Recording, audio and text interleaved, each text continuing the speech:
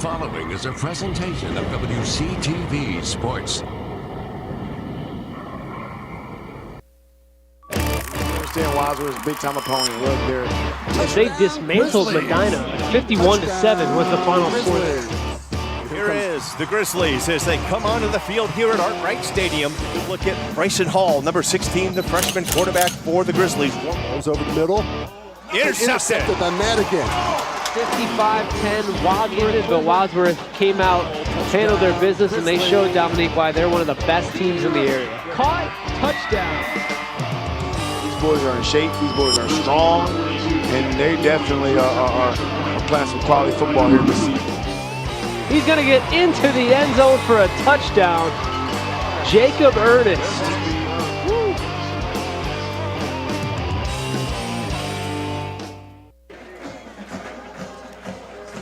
From the gridiron on Grandview Avenue, we welcome you into Arkwright Stadium for week number 9 of the Ohio High School Athletic Association's football season.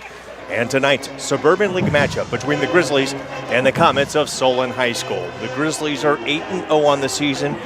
In Division II, Region 5 computer points, they currently sit at number 4, and they control their own destiny on the path to a Suburban League National Conference title. They've clinched a spot in the second season and can drop no lower than number 6 should they lose tonight and next week. But to guarantee 2 home games in the postseason, the Grizzlies will need to win tonight and next week against North Royalton. The Comets come in tonight at Arkwright Stadium. They are 2-6 on the season, and they would like nothing more than to upset the Grizzlies in Solon's debut in the Suburban League. But they have experienced some key injuries to key players this season, and you'll see a lot of sophomores on the field for the Comets. We're going to take a timeout right now for our national anthem.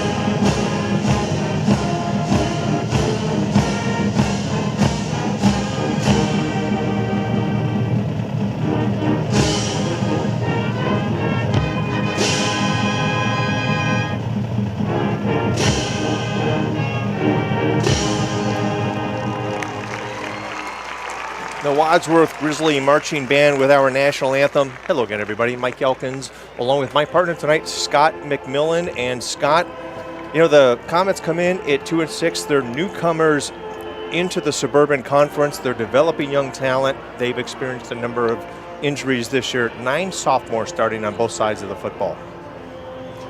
Offensively, you'll see 6 sophomores, 3 juniors, 2 seniors, and 3 sophomore key backups for the Grizzlies. Defensively, they give up an average of 21 points per game, but did allow 45 points to the Knights earlier in the season. The Comets are more experienced on the defensive side of the ball as they start 3 sophomores, 2 juniors, and 6 seniors. And Scott, with a win tonight, the Grizzlies will clinch their 2nd straight conference title, win their 12th straight conference contest, and they played well in all phases of the game. And how about that offensive line this season? They've done the heavy lifting for the Grizzlies. Yeah, and you mentioned that Solon defense, a little bit young, but they're going to have their work cut out for them tonight. Last week against Stowe, the Grizzly offense posted 500 yards on offense. Behind that offensive line you talked about, Grizzlies is averaging nearly 430 yards of offense per game. That offensive line starts 3 juniors, only 2 seniors, but those are big-time seniors, Eli Kaufman and Connor O'Brady. Kaufman, of course, the senior, going to be playing at Marshall. next year. But it all starts with that line we've talked about. The two running backs, Gavin Madigan is out again tonight, but in his place, Cooper Gray, we're looking at 157 yards away from 1,000 this year. Madigan was 274 yards away, so we're looking at possibly 2,000-yard rushers behind that offensive line, and of course led by a freshman quarterback, Bryson Hall. 96 completions on 142 attempts, 64% completion. He's got 16 touchdowns, 2 interceptions. Throws to Calix Lemp, the junior, 27 receptions. He got 550 yards rushing. That's a 20-yard average, Mike, per catch, 10 touchdowns. He's got a long of 69. A couple other receivers that help him out, including Jacob Ernest, the junior, with 14 receptions, 255 yards.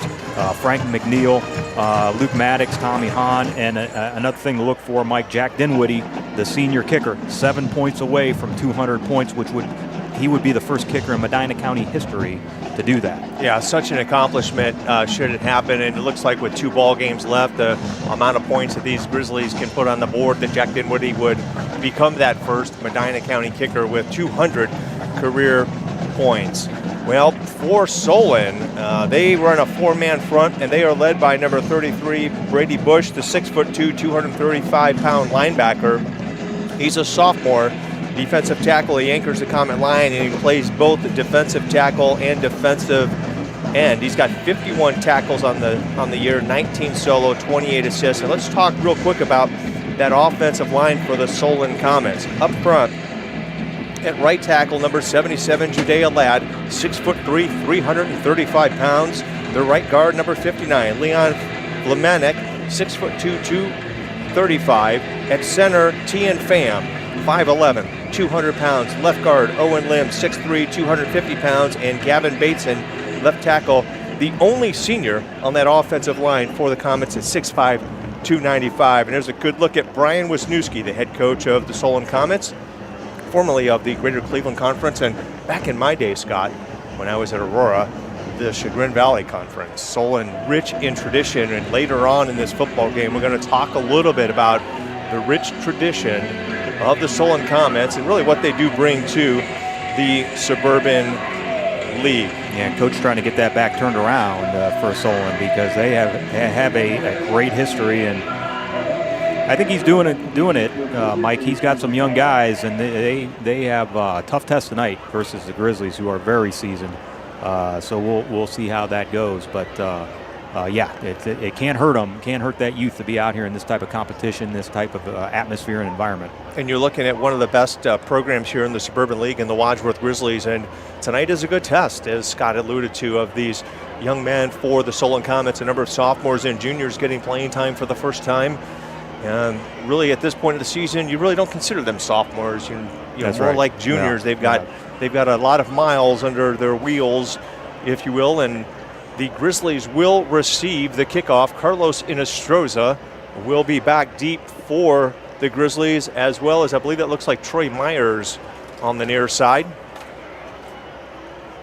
So we'll see right off the bat how this Solon defense holds up. We talked about the fronts, and again, boy, everything starts for Wadsworth. They're so skilled, Mike, but everything starts up front. You know, the offensive line and defensive line. You know, in their battles the last few weeks against Nordonia and Hudson, it has been a war up front. So they know how to do it, and they've got 2 weeks here to finish up undefeated. And Solon trying to stand in their way here a little bit. Yeah, we were fortunate to have both the Hudson and Nordonia games here at home and on WCTV, and 2 classic Suburban League finishes in overtime.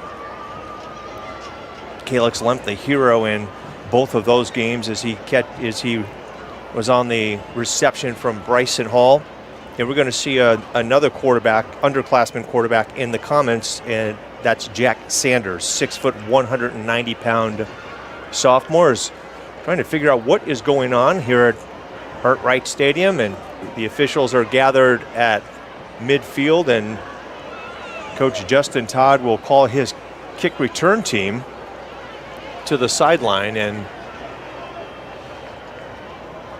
trying to figure out exactly what is going on here tonight at Hart-Wright in this getting this football game underway. And other action tonight in the Suburban League, the American Conference, Barberton is at Aurora. You would imagine the Greenmen would take that one over the Magics. Revere at Copley. Highland at Cuyahoga Falls. The Hornets likely to take that one. And Talmadge at Kent Roosevelt. In the National Conference, Twinsburg is at Brecksville Broadview Heights. North Royalton at Hudson. And Nordonia at Stowe. Next week, we will wrap up the season right here at Art-Wright Stadium against North Royalton. The Comets will take on the Explorers of Hudson High School, who last week with a incredible victory over the Knights. Yeah, I was looking at North Royalton, Mike. Wadsworth's last game next week, and they are, I believe, 3-5 going into the night, but they're 3-1. Interestingly enough, they're 3-1 in the conference, and interestingly enough, they play Hudson tonight and Wadsworth next week. In theory, they hold it in their own hands. Yeah. They could go 2-0 the last 2 weeks and win the conference. That's unlikely. They did lose to Nordonia. Look at our students. It's pink out tonight. And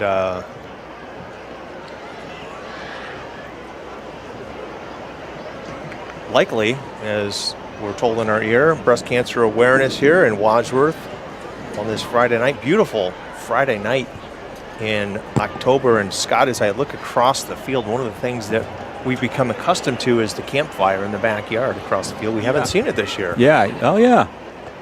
Yeah, I'm usually, when I do these, we talked before, I'm usually in the radio booth and we're facing the wrong direction. You can't see that. And I don't see that fire either. Still waiting to see what we have going on here. Mike, I don't know. I don't know if it's a communications issue on the. Well, that could be.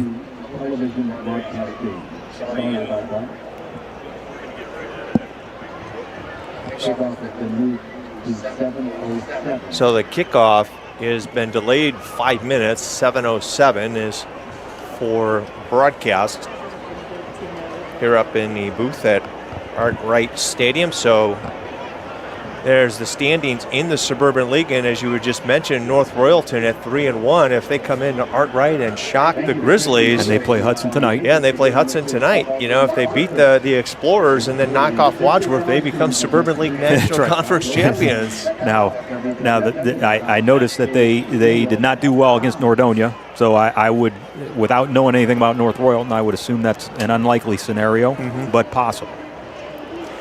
And Solon, you see a 2-6, 0-4. Talking to Coach Wisniewski about the Suburban League and what's his impression of the Suburban League. He talked about how well coached each and every team is, and the game plans that go into these contests of all the schools here in the Suburban League. And Scott, we know here in Wadsworth the work that Justin Todd and his staff do on a weekly basis to prepare themselves so that they can prepare their kids to come out on a Friday night and compete well. Yeah, and it's a good point by Coach Wisniewski. That's not the only school where that's the case. I think you see that in the quality of play. Nordonia is, looking at the standings still on the screen there, and Nordonia is one of those programs. Mike, Nordonia 3-2 in the conference by 2 points. They've lost 2 games by a point each to Wadsworth and Hudson, and they have one of those programs. And traditionally we've seen that from Hudson and North Royalton and up and down the board there. And I think Coach Wisniewski trying to get that back started at Solon as well.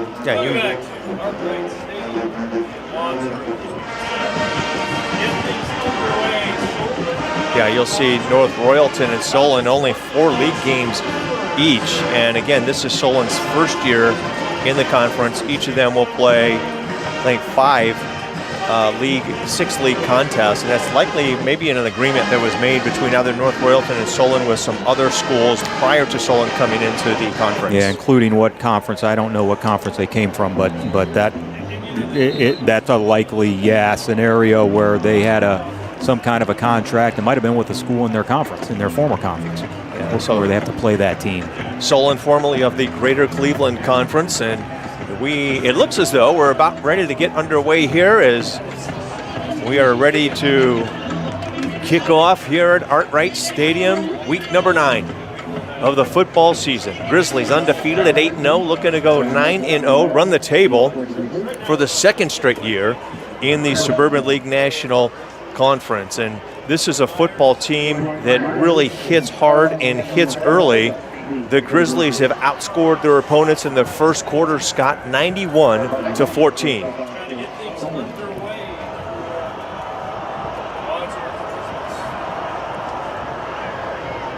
You'll see the Grizzlies there on the bottom of your screen, ranked number 6 in the State Division II AP poll. Looking to perhaps improve on that tonight. And we are underway at Art Wright. And Inestroza will get it at the goal line, and he'll run it out to about the 25-yard line, where he is stopped on the play on the return by number 5 of the Comets. Nice job by the Solon coverage team there to kind of keep things wrapped up, because you mentioned it, Mike, the Grizzlies like to start off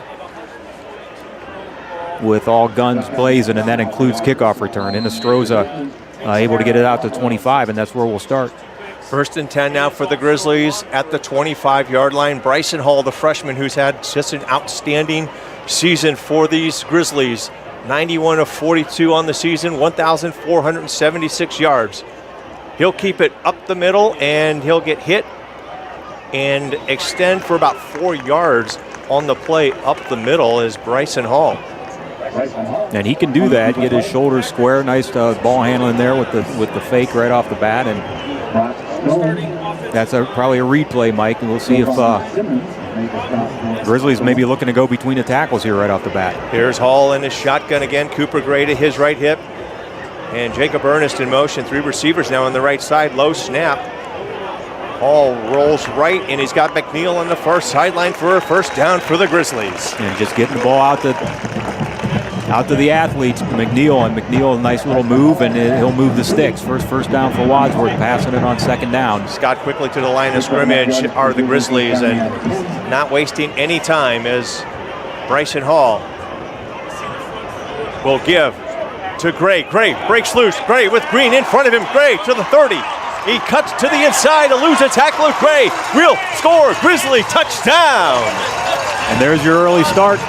There's your early start. We talked Gray under 150 yards needed for 1,000, and boy, he just took a big chunk out of that. Look at the right side of that offensive line. Jacob Ernest with a big block, and Gray, who's got great vertical speed, and then he puts the brakes on, and he makes Braden Springer miss the tackle. What a run by the junior tailback. Dinwiddie on for the PAT.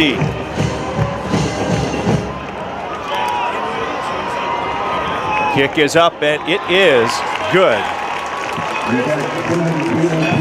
Well, there's a start we wanted. The offensive line really showing their strength there, getting a hat on a hat, and boy, great job by Cooper Gray. Gray had to break a tackle in the hole, and a little move downfield. Great run, great blocking. That's a tough start for Solon, but the Grizzlies doing what they want to do here, get on the board early. Yeah, the right side of that offensive line for the Grizzlies, obviously Merritt Fortner at center, but you got Brady O'Connor and Eli Kaufman. They run to that side, and they're going up against Devon Simmons and C.J. Burnley. Devon Simmons, 6'1", 225 on that defensive line for the Comets, and that defensive end, C.J. Burnley, and they just blew them off the ball, Scott. Yeah, and I love, I've always loved Coach Todd's use of that H-back. You know, when you've got Jacob Ernest in there, or Wise comes in, and they use them as a kind of a fullback, the old fullback lead, and you lead Cooper Gray right up there through the hole, and he does the rest. And that's what you're talking about. You see Jacob Ernest, he gets that block from the H-back position, and that's a kick-out block. That's what we used to teach in the day, the kick-out block, and he did a great job creating a big alley for Cooper Gray on the huge run, and you expect your running back to break a tackle and make a move, and that's everything worked on that play. So Dinwiddie will kick off here for the Grizzlies with 1:02 just going out of this first quarter. Grizzlies up by 7.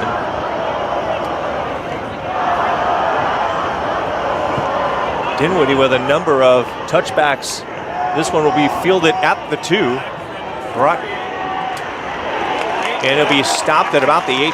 And Scott, this special teams unit for the Grizzlies have been outstanding all year long. They're staying in their lanes and getting to the football and really putting opposing offenses in long fields. Yeah, big hit there. That was Brad Watson, I believe. The junior linebacker went down and got a nice piece there.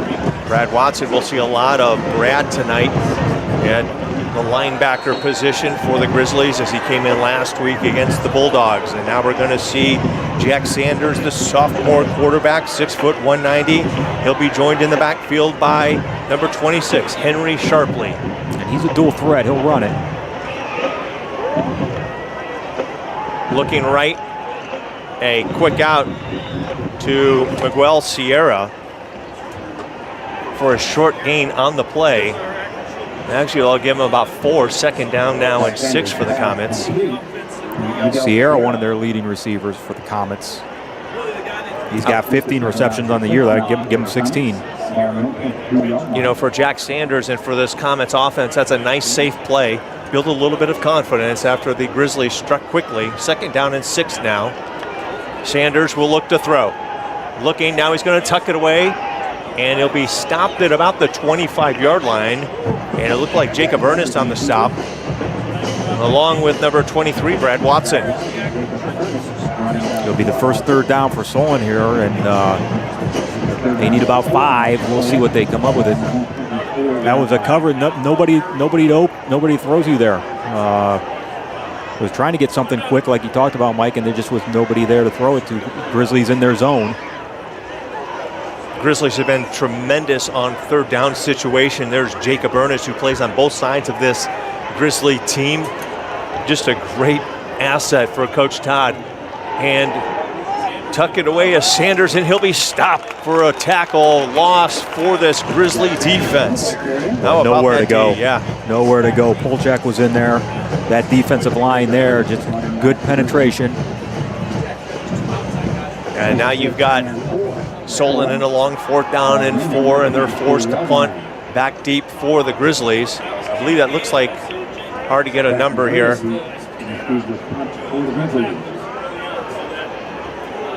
Wadsworth with a couple of punts blocked on the season.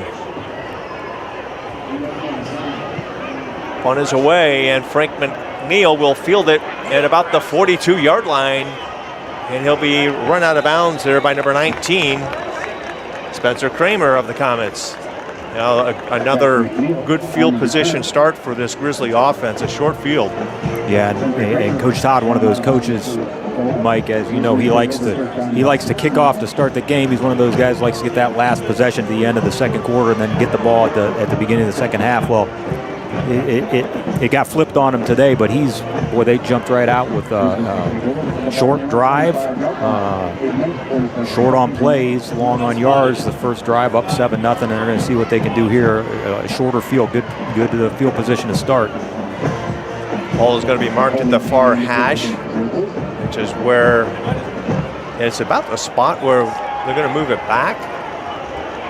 I didn't see a flag on the play, but they are marching back, and perhaps a block in the back maybe. Ball's going to be placed at the 31-yard line. Yeah, they walked it off like a penalty, but I didn't see a flag and I didn't see a call. Ball's at the 31-yard line. Jacob Ernest in motion. Cooper Gray to the right side of Bryson Hall. Hall looking plenty of time, and he's got a man open. It's caught. And it is Cooper Gray out of the backfield for a big-time reception for the Grizzlies. Cooper got down the field quick, just almost a little wheel route, like an old wheel route, get down the right sideline, and he had a couple of people open. Boy, Grizzlies right back on the ball. Yeah, look at the patience of Bryson Hall. He had plenty of time, and you're right, just a little wheel route, and he just turns it upfield. We talked about the vertical speed, and now Bryson Hall quickly to the left, and it's going to be incomplete. Pass intended there for Luke Maddox. And they still, that'll give that incompletion, give the chain gang across the way a chance to get set. They are trying to keep up with this Grizzly offense, who are right back on the ball. Prior to that reception, Cooper Gray with 2 receptions and 51 yards on the season, and that was a big pickup on that catch and run. Go ahead. Sorry, Mike, you mentioned that completion, plenty of time for Bryson. Second down 10 now. Ball inside on the slant, and it looks like it is. That was Maddox. It is Maddox. Maddox on the yep. Good hands catch, good throw by Bryson Hall. Haven't seen that much out of this Grizzly offense, that quick slant. That time we did. It brings up a 3rd and 1 now. Ball placed at the 15-yard line, sweep left. Here's Cooper Gray. He'll get to the edge, and he spins out of a tackle, cuts to the right, and gets enough for a first down for this Grizzlies. First and goal now. Great run there by Cooper Gray. He did a lot of that himself. Solon had that strung out, and he made a move, made a spin, made another move. And we've got a penalty on the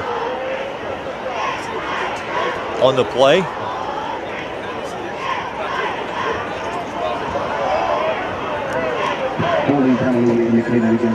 As the Grizzlies will be guilty of holding. That'll back it up now, make it 3rd down and 11. And, you would imagine that Coach Todd would 2-down territory. We did see Jack Dinwiddie hit a 50-yarder in pregame. I didn't see that hold, Mike. I wonder if that was a receiver on the outside.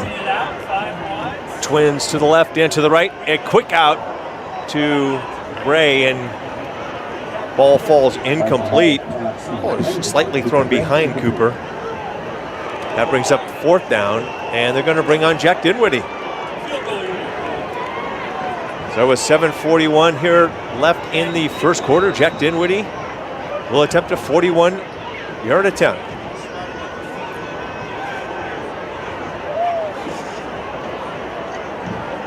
And Mike, you said he hit, what, a 50-yarder in pregame? He hit a 50-yarder and plenty of distance. This one up. 42-yard attempt now for Jack Dinwiddie, as we're going to get encroachment on that Comets left side. Well, that'll move it up 5. And I think if you're Coach Todd, you go ahead and kick it. Well, he's leaving him out there, so it looks like that's what he's going to do. Dinwiddie now only 6 points to become the only kicker in the history of Medina County with 200 career points.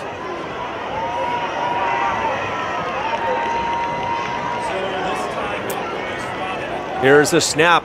Hold is good. Kick is blocked. And it's picked up by the Comets. And they'll run it back. Cooper Walker picks it out of the air and returns it down to the 35-yard line of the Grizzlies.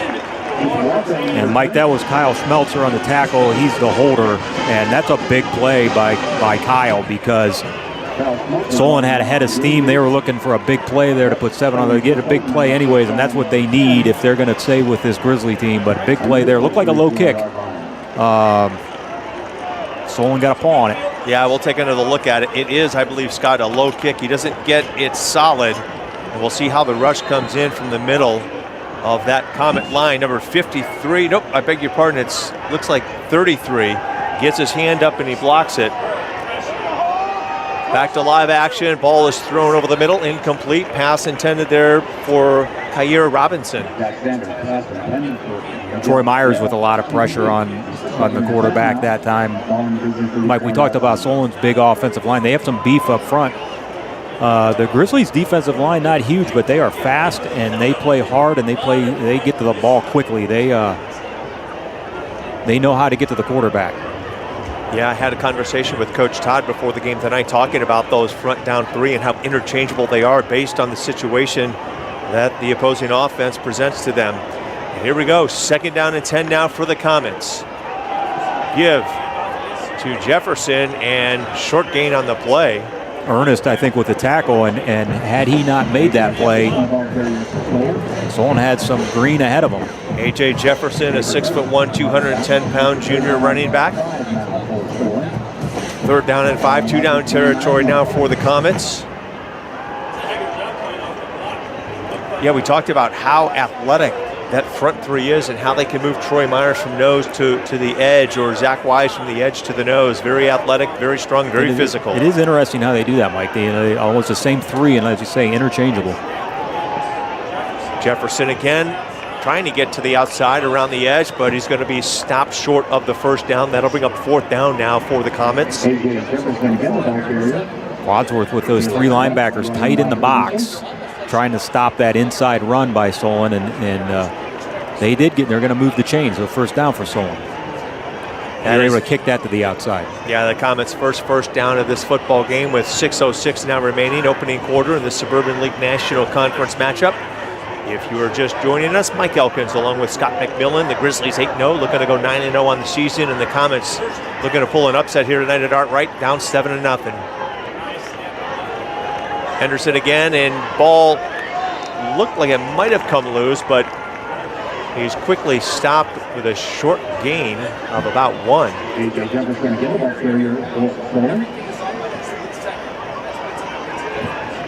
Myers brought him down.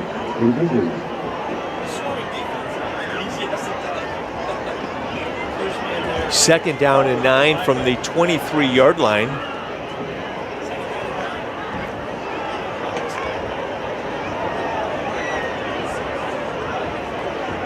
Solon with 2 receivers to the left side, 1 to the near. Sanders will keep it, run right edge, and stop is going to be made on the play there by Troy Myers from that nose position. Yeah, Myers chased it down, and there's that quickness. Able to chase down the quarterback there, who I think he saved a bigger gain there. That brings up 3rd down and 7 for Coach Brian Wisniewski and his Comets.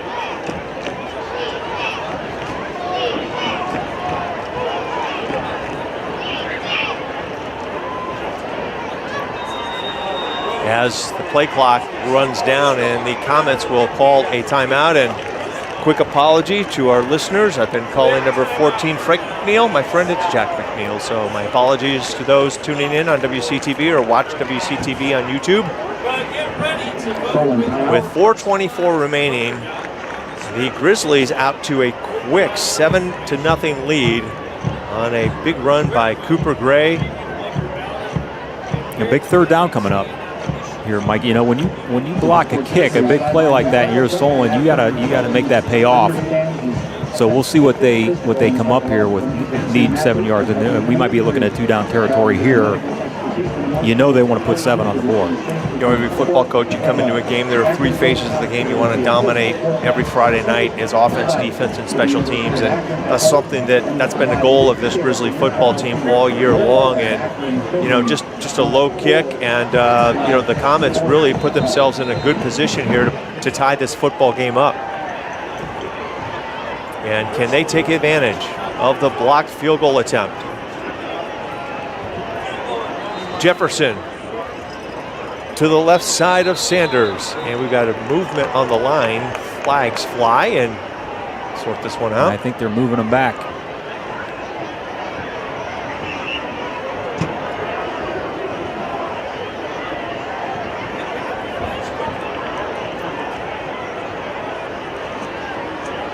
Got false start on the offense. So we're going to wait for an official. There he goes. Picks it up now. We're going to march back for the Comets, and that's a big penalty for Solon. Now it makes it 3rd and 12. And you know, Bryce Polchak, who leads this team on sacks, you know he's going to have his ears pinned back. Here's Sanders looking left, throws wide open, too high. Dawson, I beg your pardon, it was Christian Nelson, the intended receiver for the Comets. And Sanders had him open. Mike, it looks like Solon may try a kick, but he had Nelson open in the flat, and he had room to run had he caught that. Yeah, and he had plenty of time, just too much air on the football, and Nelson unable to haul it in. Brings up a 4th down and 12 from the 26. Ball will be placed at about the 33-yard line, so a 43-yard attempt. Solon on the rollout on that last play, trying to move the pocket against this quick Grizzly defense. Kick is up, and kick is wide left. No good, and the defense holds. And the Comets unable to convert on that blocked field goal attempt by the Grizzlies. And Scott, for the Grizzlies D, you got to feel pretty good about coming out there and stopping that momentum swing that the Comets had. Yeah, that's a big series for the Grizzlies, aided by a little bit of a penalty, 5 yards, but yeah, we mentioned it. Solon needs to score on that, and when you have a big play like that, the defense has to jump on the field. You get 3 and out. That's a nice series.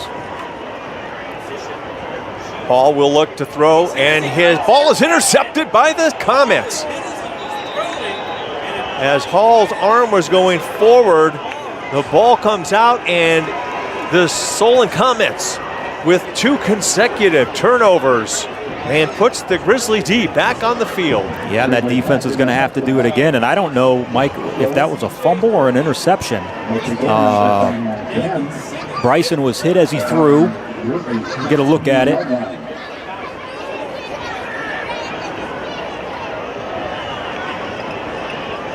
Yeah, it was a low snap, and 53 comes in and puts the pressure on and forces a bad throw, and 51 of the Comets comes away with it. That's Devon Simmons.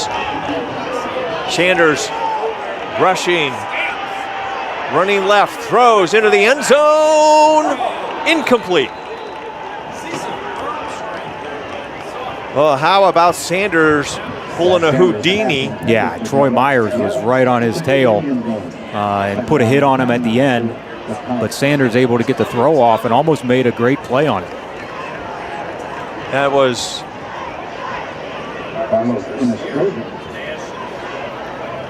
that'll bring up a second down now and 10 for the Comets. They've had a couple of open receivers, the Comets have. Yeah, and you mentioned one of the reasons they can't get the ball to them is because you mentioned those front 3 for the Grizzlies just pin their ears back and go. 2nd and 10. Sanders in the shotgun. Jefferson to his right side, rolling right at Sanders. He's got a man open at the 10-yard line. Sierra. And Miguel Sierra.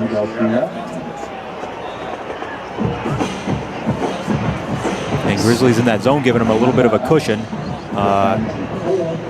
They'll take that 5-yard play. One of the things that Grizzlies secondary does so well, Mike, is they'll give up receptions, but they do not give up big plays.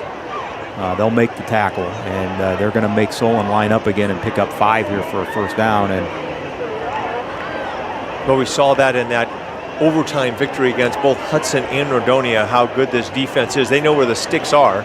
And here we go, play clock rolling down to 3. And here's Sanders looking right, throws, and incomplete. Pass intended on the near side to Cooper Walker. And Calix Lemp on the coverage. We talk about him as such a great wide receiver. He's a good defensive back too, and there was really no place for Sanders to go there. He got rid of the ball, but he did not have an open receiver to throw to. And this defensive front for the Grizzlies forces him to run right or left, cuts the field in half, and the secondary just no place to go, and they're going to try another field goal here. Yeah, this ball will be placed at the 22-yard line. We'll make it a 32-yard attempt. Try and get some points on the board. I don't blame them here to try and kick this. Snap is good, and the kick is up and through the uprights. And Carter Wentke puts the points on the board for the Comets, and they close the gap to 4. 7-3 advantage now. Grizzlies over Solon, and in return of events there, if you're Solon, you feel pretty good about that. You were able to convert points after the turnover. A lot of pressure on the Grizzlies defense. Let's give the Grizzly defense some credit there. We mentioned the 3 and out after the blocked field goal attempt. No first downs on that series either, forced to kick. Solon was able to convert, but that's two big series for the Grizzlies defense. Get out of this thing and only give up 3 points. Now let's get it back to the offense. Yeah, one of the things you see Solon doing is that their quarterback, Jack Sanders, they're not letting him just drop back and sit in the pocket because we're too talented up front to too much athleticism and were really fast, they're rolling him right or left to create some space.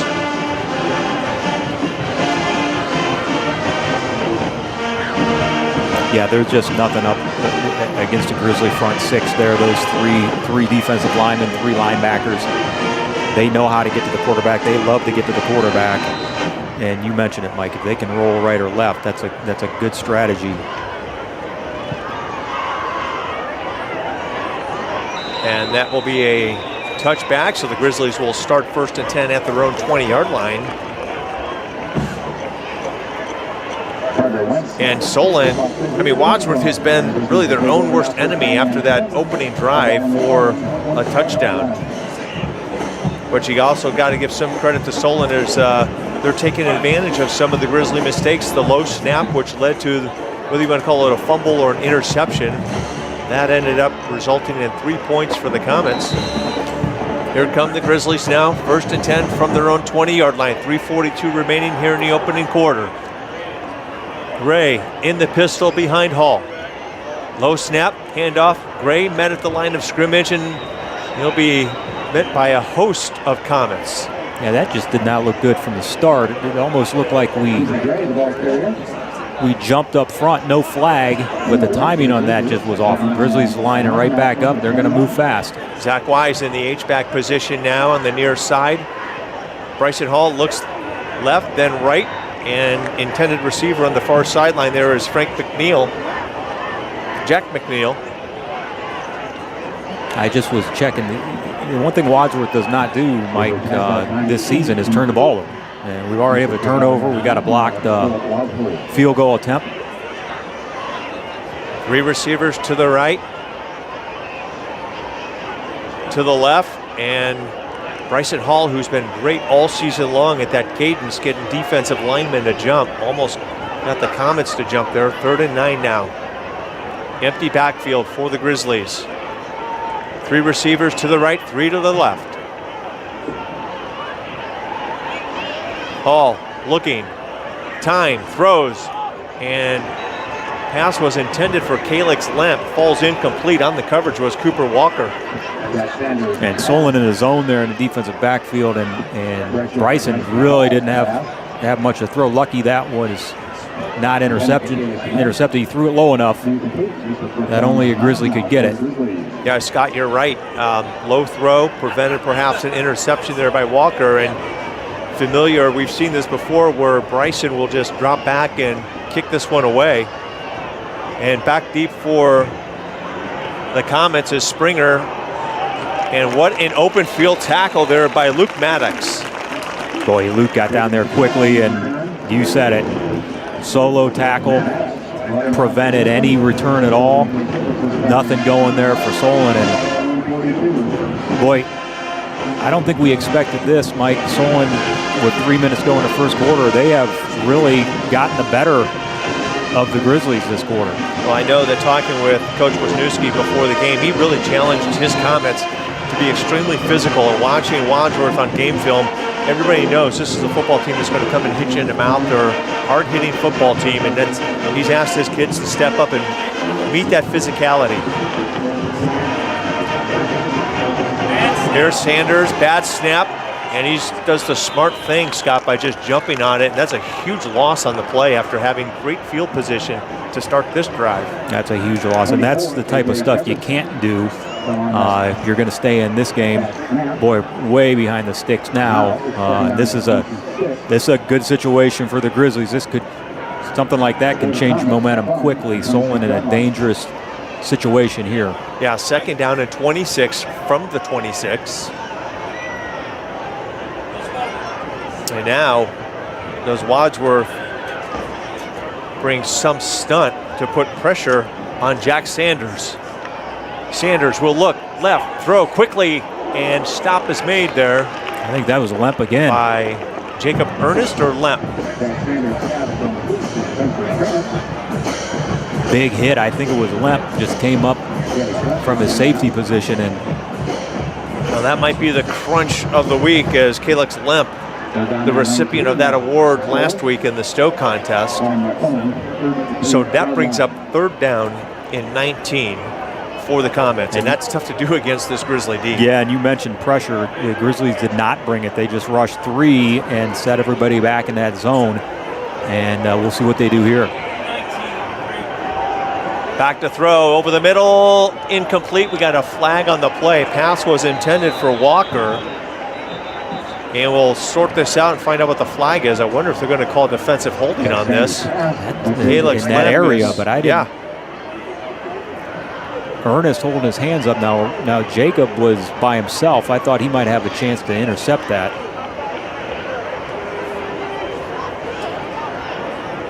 I don't know if that was called on Sean Kincaid, but that'll bring up a 3rd down and more manageable for the Comets. 3rd down and 4 now at the 48-yard line. Yeah, and we didn't see the replay on it, but there's that front 3 of that Grizzly defense. Bryce Polchek on that left end leads this team with 7 sacks. 3rd down and 4. Sanders rolling right near side. He'll tuck it away. Escape 1, and Zach Wise, I believe, brings him down from behind. Troy Myers again. Boy, he is so fast, Scott, from that nose position with the ability to chase down opposing quarterbacks. So fast, and Brad Watson came in and cleaned it up. I think, Mike, you said earlier, his first start at linebacker today, Brad Watson, and playing for the injured Bowden Bollinger, and he helped clean that up. And you're right, those guys so fast. So the Comets will line up and kick it away. Nice kick.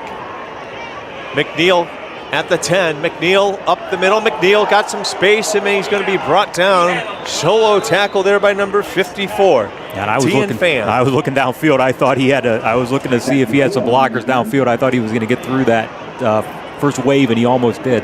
Jack McNeil almost escaped T and Pham, which, Scott, you are correct. He had plenty of room on that far sideline, and nonetheless, the Grizzlies will again start 1st and 10. Ball's going to be placed at the 23-yard line. Let's see if we can get some offense going here.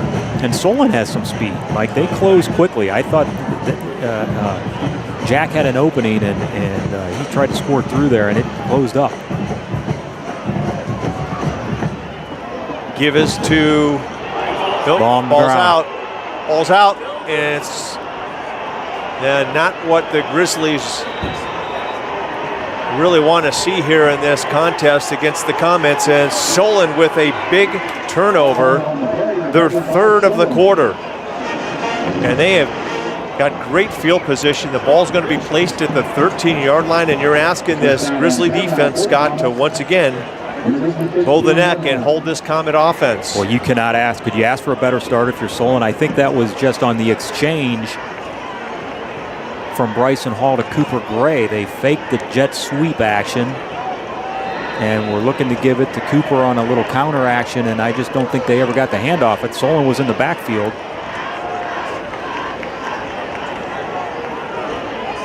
First down and 10.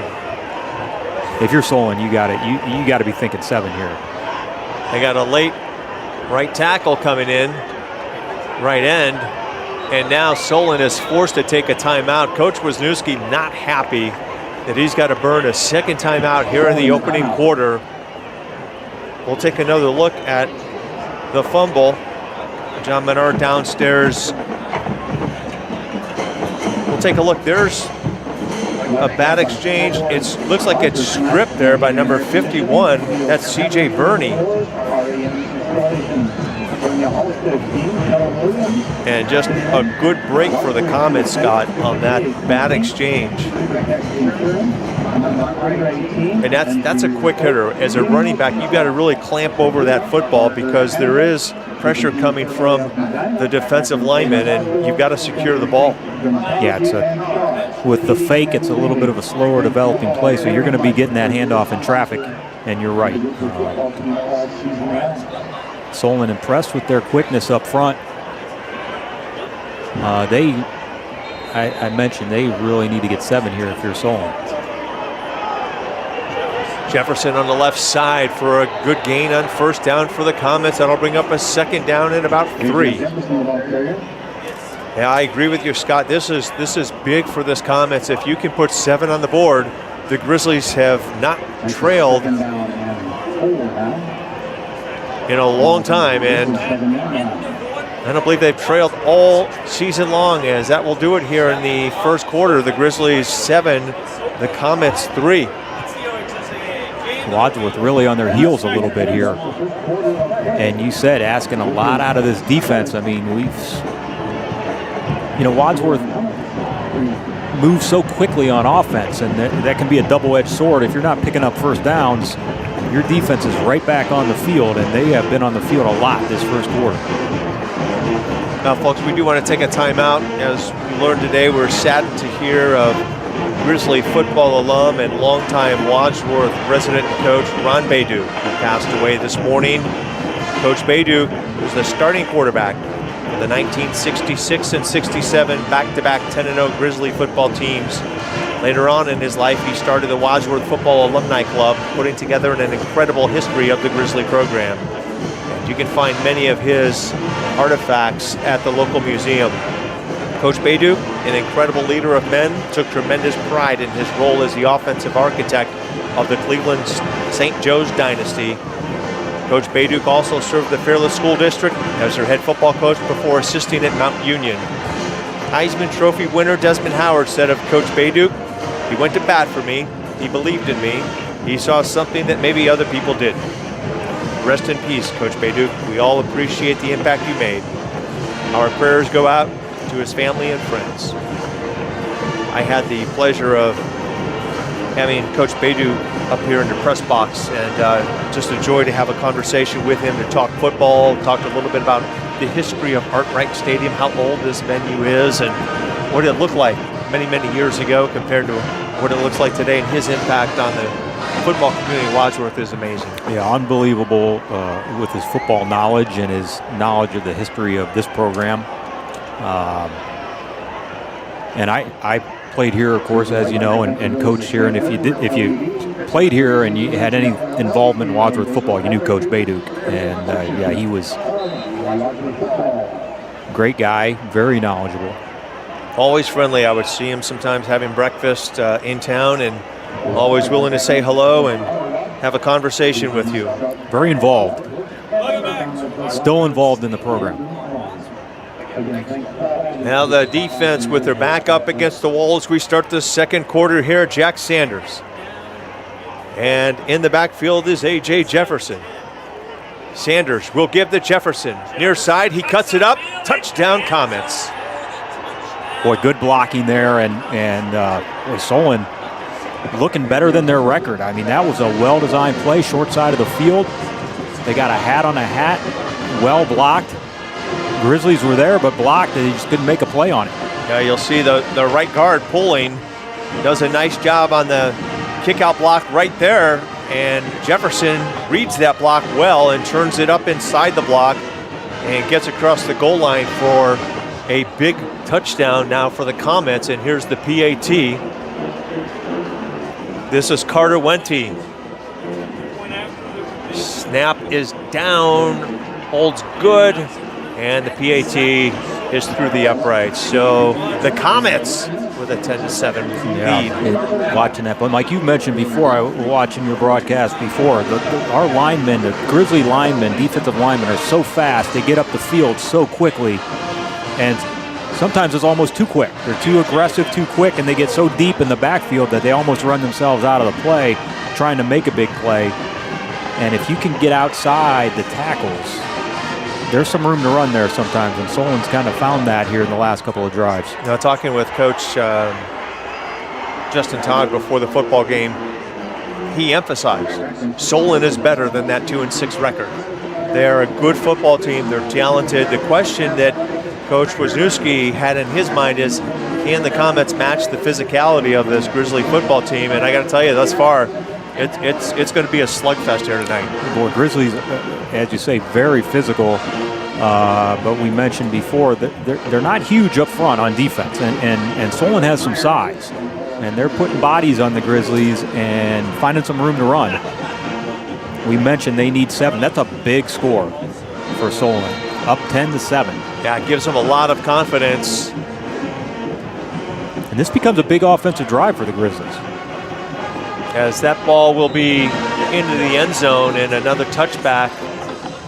Great foot there by Carter Wente of the Comets.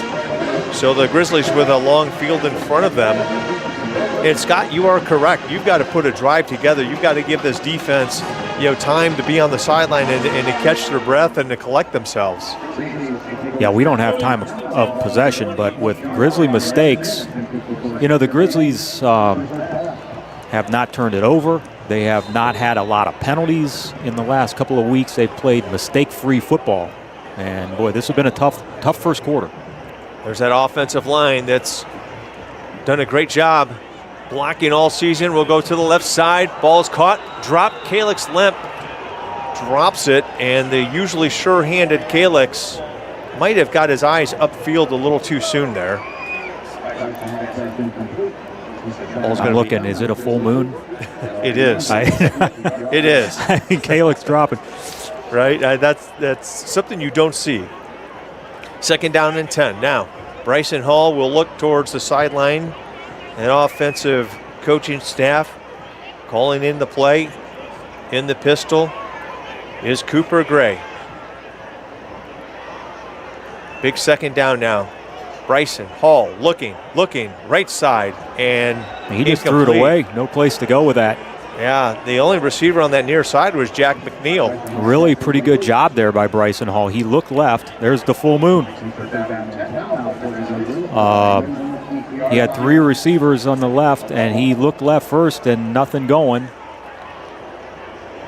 And came back to Jack McNeil, and Jack was covered, and Bryson did the smart thing and threw it into the crowd. 3rd down and 10 now for the Grizzlies. Bryson Hall in the shotgun.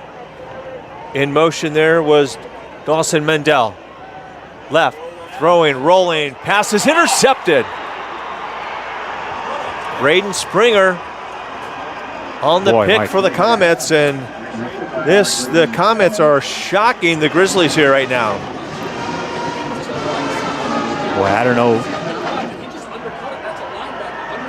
Calix had a little out pattern there, and he just wasn't open. Well, that's a great read He was by on Braden receiver. Springer. That is his 5th INT of the season, Springer. Springer, 5'8", 155-pound senior, coming up big for the Comets in week number 9. And now the Comets, Scott, with another short field in front of this offense. Grizzlies almost look surprised by the speed they're seeing here that Solon's showing. Jefferson left side, and short gain on the play for Solon. Gain of maybe 2. That'll bring up 2nd down and 8. Grizzlies have run the gauntlet the last couple of weeks with the very good Suburban League teams, and you wonder, I hate to even say it, but let down trap game, however you want to say it. They got to get things turned around here, and they are making uncharacteristic plays and mistakes. Sanders dropping back, time, throws over the middle, and open receiver caught, dropped inside the 1-yard line. It is Cooper Walker on the reception. I think Jude Haller made the play on it. We can see here.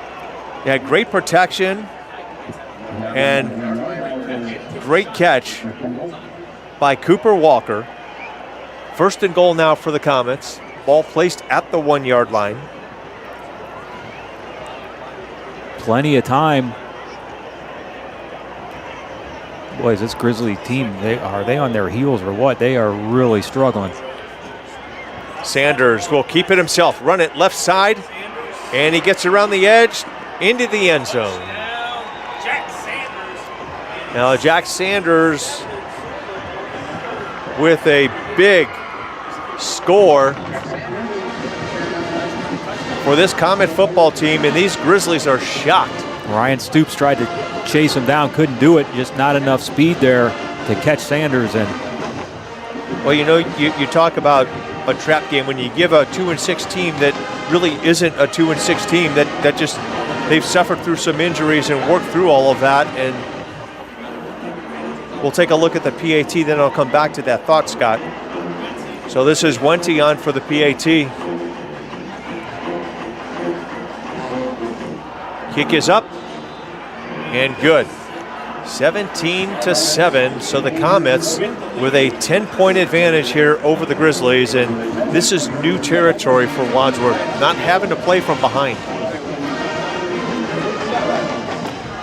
Take another look at the touchdown run by Jack Sanders coming right into your living room as he gets around the left side and Stoops trying to chase him down, but you see Sanders able to get in just inside the pylon for another big score. Every score for the Comets is going to be big here tonight.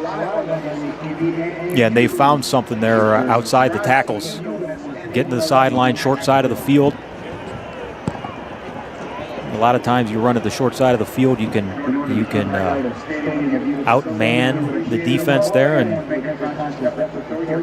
just a almost like a wildcat look with the quarterback. So Wente on for another kickoff here for the Comets, and he's been booting it into the end zone, and this Grizzly return team not having an opportunity to return a kick. This one will be returnable. From the 2-yard line, looked like Troy Myers will get to about the 31 or 32-yard line. Good return for Wadsworth. And now this is, you know, Scott, when you look at your offense, you've struggled since the opening drive. Get a couple plays in there maybe to get some rhythm back into your offense and run some safe plays. Yeah, I agree with you, and boy, they've done so well. You know, we mentioned it at the open. It starts up front. You know, maybe settle down here, get Cooper Gray back involved. Let's get something going on the ground. And like I said, maybe don't give it to and not much he could do there. Cooper hit as he got the ball, and just too much penetration by that Solon front. Sean Richardson on the stop for the Comets. Here's Bryson Hall, 2nd down and 11, a loss of 1 on the play. Calix Lemp and Jack McNeil to the right side. 2nd and 11. Hall will give to Gray, get a short gain on the play. He's going to be wrapped up by number 5. That is Brock Stone at linebacker for the Comets. Outside linebacker, nice play by him, because that looked like the Grizzlies had the front blocked for Solon, and outside linebacker came in and made the play. Stone coming into the game with 57 tackles, 22 solo. He's an active linebacker. Here's Hall rolling right side. He'll throw, incomplete. Pass intended for McNeil on the near sideline, and the pressure's coming from that front defensive unit of the Comets. And he had Bryson had Calix Lemp open down the field, but just no time to get it to him. So another 4th and long for the Grizzlies, and Bryson Hall on to punt for Wadsworth. Back deep is going to be Braden Springer of the Comets.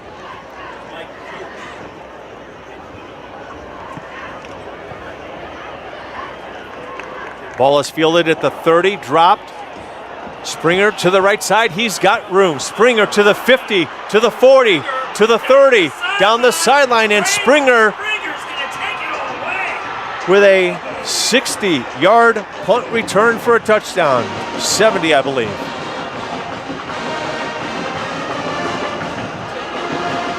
Solon. Everything going right for the Comets tonight. And he dropped it. He dropped it, and it bounced right back up. Lady Luck. But Springer showing some speed down the far sideline and races in for a special teams touchdown. And the Comets, as I said, Scott, everything going right for Solon. Boy, you said it.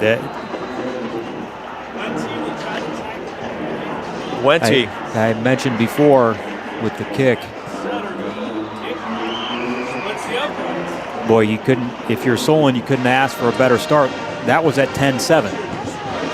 It's now 24-7. Yeah, and now if you're Coach Todd, I mean, your guys have not been in this situation in almost 2 seasons. You're down by, you know, a couple of touchdowns and a field goal here, and what are you talking about on your offense? Because you have really sputtered offensively thus far. Yeah, and you know the Grizzlies can make up 2 touchdowns in the blink of an eye, so that's the positive. But boy, it just seems like Wadsworth is surprised by the speed of Solon, but they played fast teams. Nordonia's a fast team. Hudson's a fast team. You know what? It's like anything else, Mike. You got to go back to just fundamental football, and I'd still like to see them run it. They just haven't had. Bryson's had some plays where he didn't have anybody open, and when he has guys open, he hasn't had time to throw it thus far. But I'll tell you, Mike, it sounds funny saying this about the Grizzlies. We almost have to start with getting a first down here. Yeah. No, you got to start small, baby steps, right? You can't recover this 17-point deficit in one play. And here's Wente to kick it. And another touchback as what a weapon for the Comets. As the Grizzly offense, again, looking at a long field. And this goes back to your comment earlier, Scott, about, is this a trap game? I think sometimes when you're 8-0, you're undefeated in the season, you're at the end of the season, you've got 2 big wins in your pocket. We talked about Hudson and Nordonia. Not that this group could look past them, but Solon comes in and we want to prove something in the Suburban League that we belong. They're a program rich with history, great tradition at Solon, and we'll see if Wadsworth can put it together here. And Solon, by the way, Mike, I believe is still alive for a playoff. They've got to win out. The way things are set up now in Ohio high school football, but they'd have to win out. And so when you're talking motivation, the other thing you mentioned is Wadsworth can't finish any lower, I think you said, than 6th in the region. So you might say the motivation lies more on the Solon sideline. Yeah, if you want to get to the second season, they've got 2 tough opponents, right? They've got the Grizzlies tonight, which they're playing very well, and they've got Hudson next week. Well, Hudson, this is a long way away when you're looking at next week, but I'm sure Hudson's going to take notice of this. We talking before the game and what expectations were and what we were, and even we were talking about being undefeated and going to the playoffs.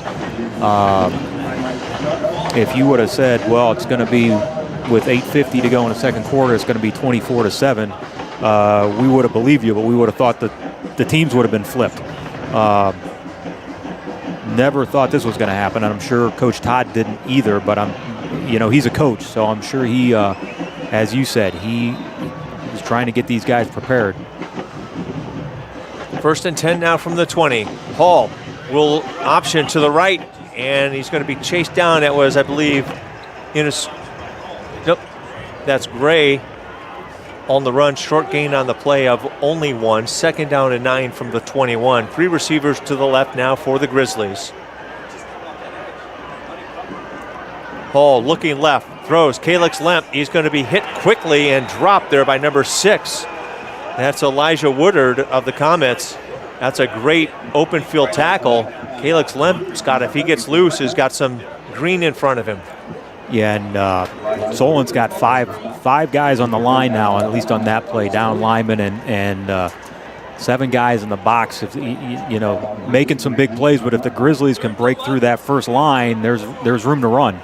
3rd down and 11 now for Bryson Hall. He's looking, throws deep. He's got a man.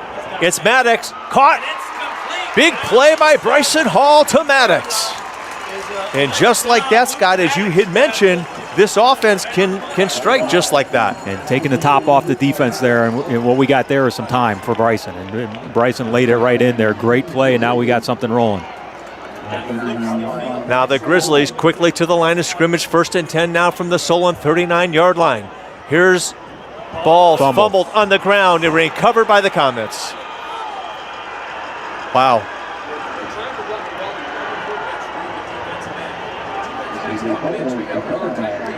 Now another turnover. This Grizzly offense puts the defense back on the field, and I didn't see the fumble. I was watching the line.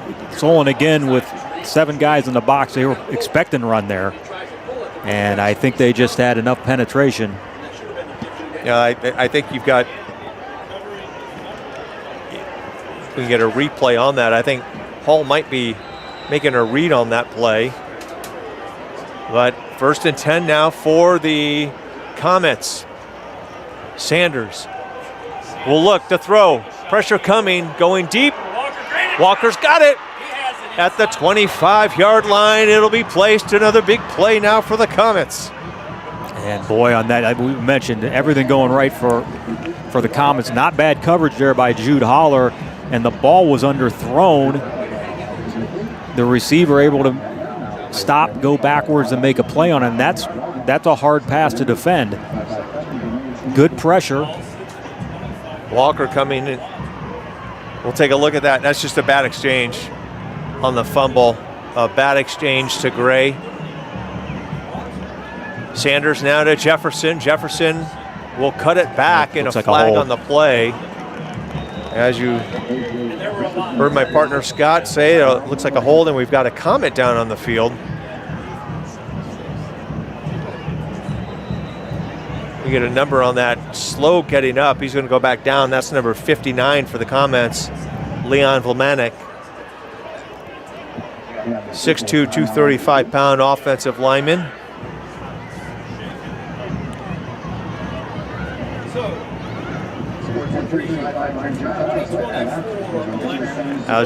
There's the play action to Jefferson. The pressure comes and just underthrew it. Nice play by the receiver there. Not bad coverage. Jude had him covered.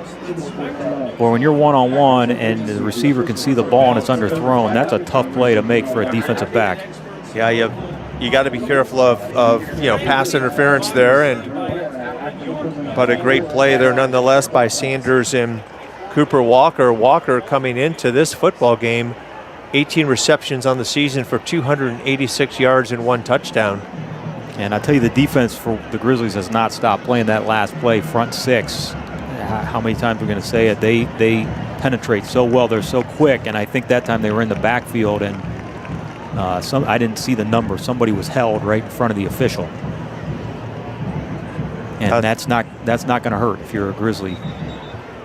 Moving back 10 yards. 1st and 20 now. Ball's going to be placed at the 35-yard line.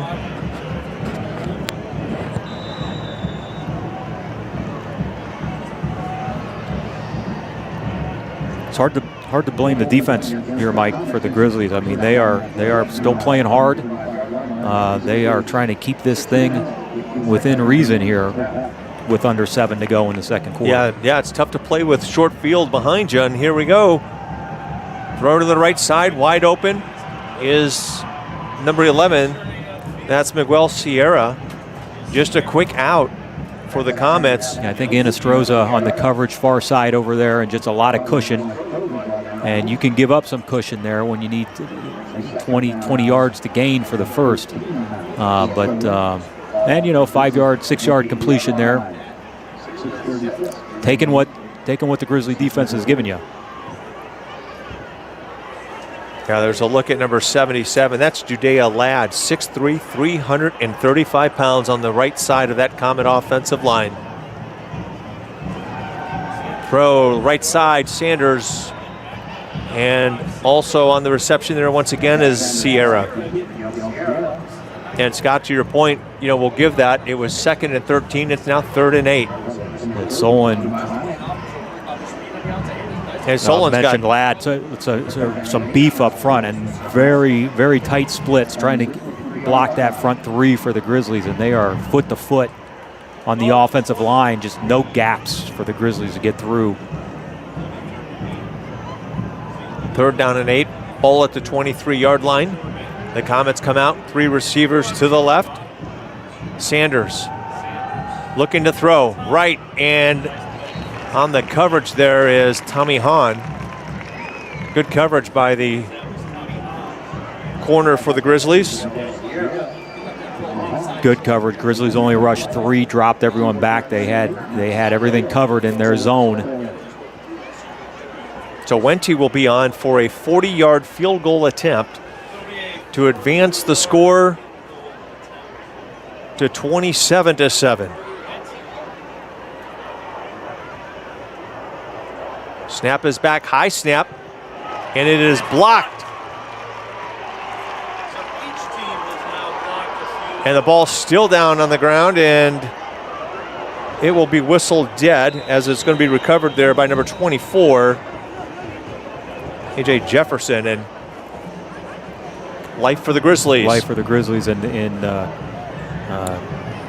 we'll take a look at it and see where this is coming. It was a high snap, and busting in through the middle is Troy Meyer, and good hold though. Just trying to see who's coming in. Oh, that's Jude Howler from the left side.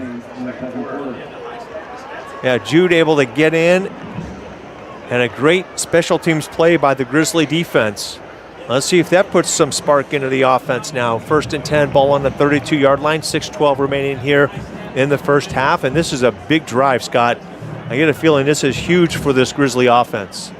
And Solon with these 5 guys up front on first down. They'll go left side. Gray will cut it back to the inside, and we'll get a gain of about 4 on the play, maybe 5. And you got to love the effort out of Cooper Gray, trying to get every inch that he can and put this offense in a good position. Good hard running on first down, 5-yard gain, as you said, and that might be where the yardage is. It's outside the tackles. Cooper Gray now on the right side. He's going to cut it back and be tackled for a loss. And Scott, you are right. The Solon Comets are loading the box up right now. They are really packing them in, and if they can get through that first wave of defenders, there's room to run, but there's not much happening between the tackles for the Grizzlies, and if they can get outside of that, you're looking outside. They tried it again here near side, and Solon able to bottle it up. Scott, we haven't seen a middle screen from this Grizzlies much this year, if at all. If you're bringing that many guys, do you chance it here on 3rd down and 6? Here's Hall, right side, passes high and almost intercepted after being tipped by Troy Myers. On the coverage there was Cooper Walker for the Comets, and Walker almost coming away with a pick. But another 3 and out. Wadsworth with the offense on the field, as they do. They like to run that little pooch quick kick when they do punt, and Solon expecting it. Boy, and I imagine that's what they're going to do. Yeah, I don't think you go for it here, Mike, but Hall is going to drop back and we'll kick it away. Nope, we got movement on the line. False start, I believe. So that'll move the Grizzlies back 5. 3 and out, Mike. Good run on first down by Cooper. And that was all they could muster. Back deep is Braden Springer, who busted one for a touchdown on the last time the Grizzlies kicked it away. Springer will pick it up at the 31-yard line to the near side. He's going to be wrapped up. Zach Wise on the stop for the Grizzlies. Also joining him was number 56, Merritt Fortner. And Scott, I think, I don't have the numbers in front of me, but the only first downs this Grizzly football team has in the first half was on that opening drive. I think you're right. I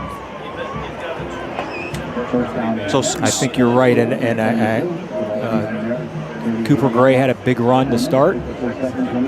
No, we had to cut 2 first downs on that opening. On the opening drive, and we did get a first down on the reception to, I believe, Luke Maddox. And then we turned it over on the next play. Well, and I was going to say, that was my next comment. I think we have more turnovers than first downs, and that's not a winning formula.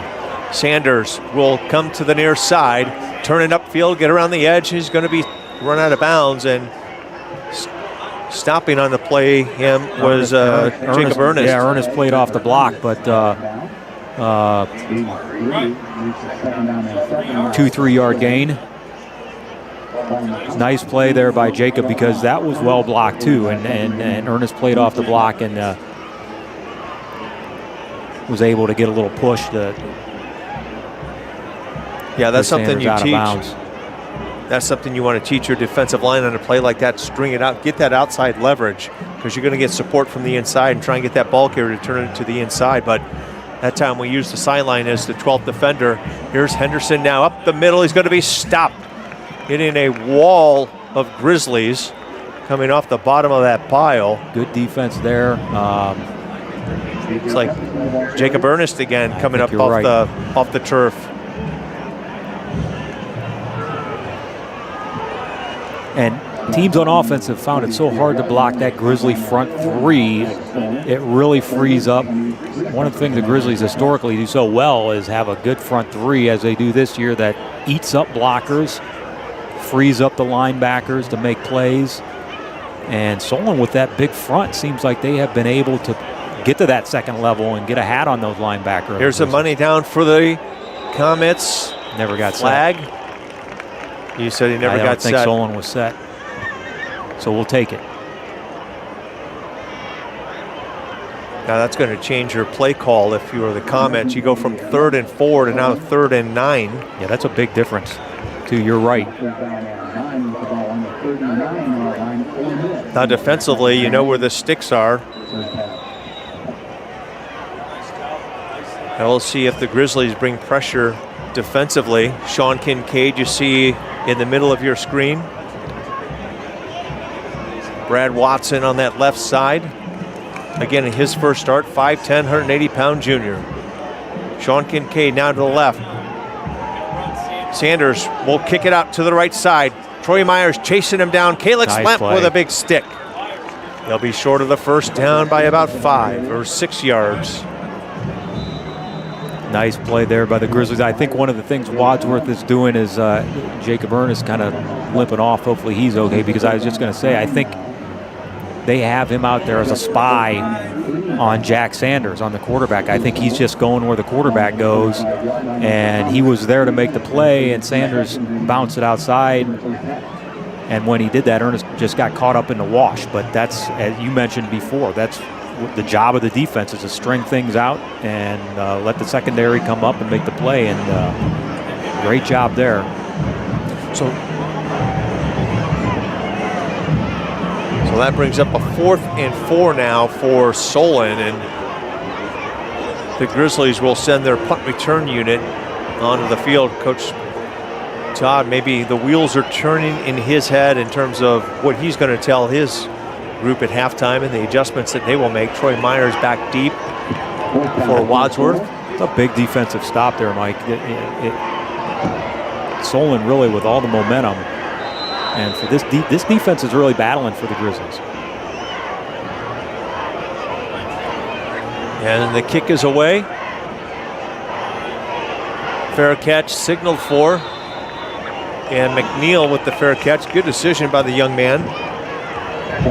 Jack McNeil has had a great season.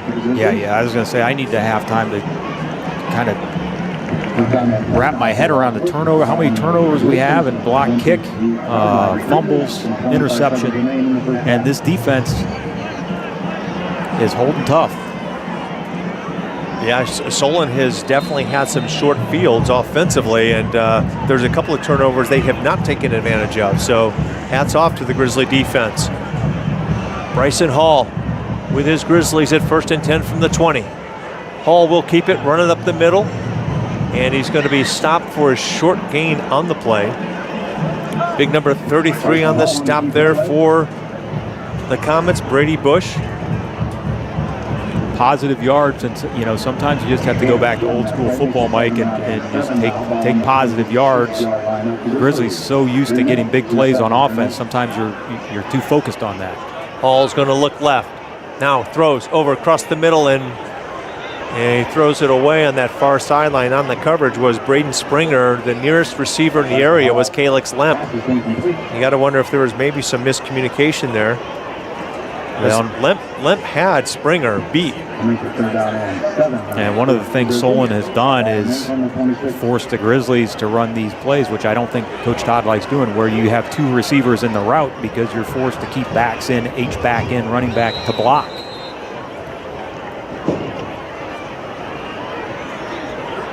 Third down and 7 now. Ball at the 26-yard line. 2:54 remaining here in the first half. Solon up by 17. Hall looking. He's got Lemp wide open. Lemp hauls it in. Calix Lemp with a big reception for the Grizzlies. First and 10 now. They'll place it at the 29-yard line. Another big play taking the top off the defense, and that's the second or third time the Grizzlies have had receivers behind the defense. 3 receivers to the left now, 1 to the right. Hall throws left, and a open field tackle missed, and he punches the ball, and it goes, I believe, he fumbled it out of bounds, and that is Tommy Hahn on the reception. And what a Springer came in and had an opportunity to make a great open field tackle, but give Tommy Hahn the credit for avoiding the loss on the play, and great effort. Turns into a positive play for Wadsworth for a gain of 6. It's now 2nd down and 4. Great effort there by Hahn. You mentioned it. He took a big hit, kept his feet. Hall's going to keep it. Hall up the middle. First down and more for the Grizzlies. Now that time he does a nice job of reading that end on that left side and pulling a ball out of the belly of Cooper Gray. Yeah, positive yards. First down and 10 now on the 18-yard line. 2:17 remaining here in the first half. This is a must-score opportunity for this Grizzly offense. You got Solon guessing a little bit now. Solon with 4 down linemen up front now. Kind of backed off that pressure. Hall looking wide open. Tommy Hahn. Touchdown, Wadsworth. Big play. Solon sent the strong safety on a blitz, and Bryson Hall threw it right where that strong safety came from. Tommy Hahn on the catch. Right play called, right time there. Tommy Hahn with a big reception, maybe the biggest of the season for him, as Bryson Hall finds him on that little slant, and Tommy Hahn with some fancy footwork. Here's Dinwiddie on for the PAT. Hold is down, good, kick is up, and it is good. Deficit is now only 10. Boy, how big is that? Grizzlies get the ball, Mike. Under 4 minutes to go in the half. I want to say 3:32 was on the clock when they got the ball. And that's a quick turnaround. We'll take another look at it, and we'll take a look at the protection of this offensive line. And you'll see Jacob Ernest comes over in support from the H-back position.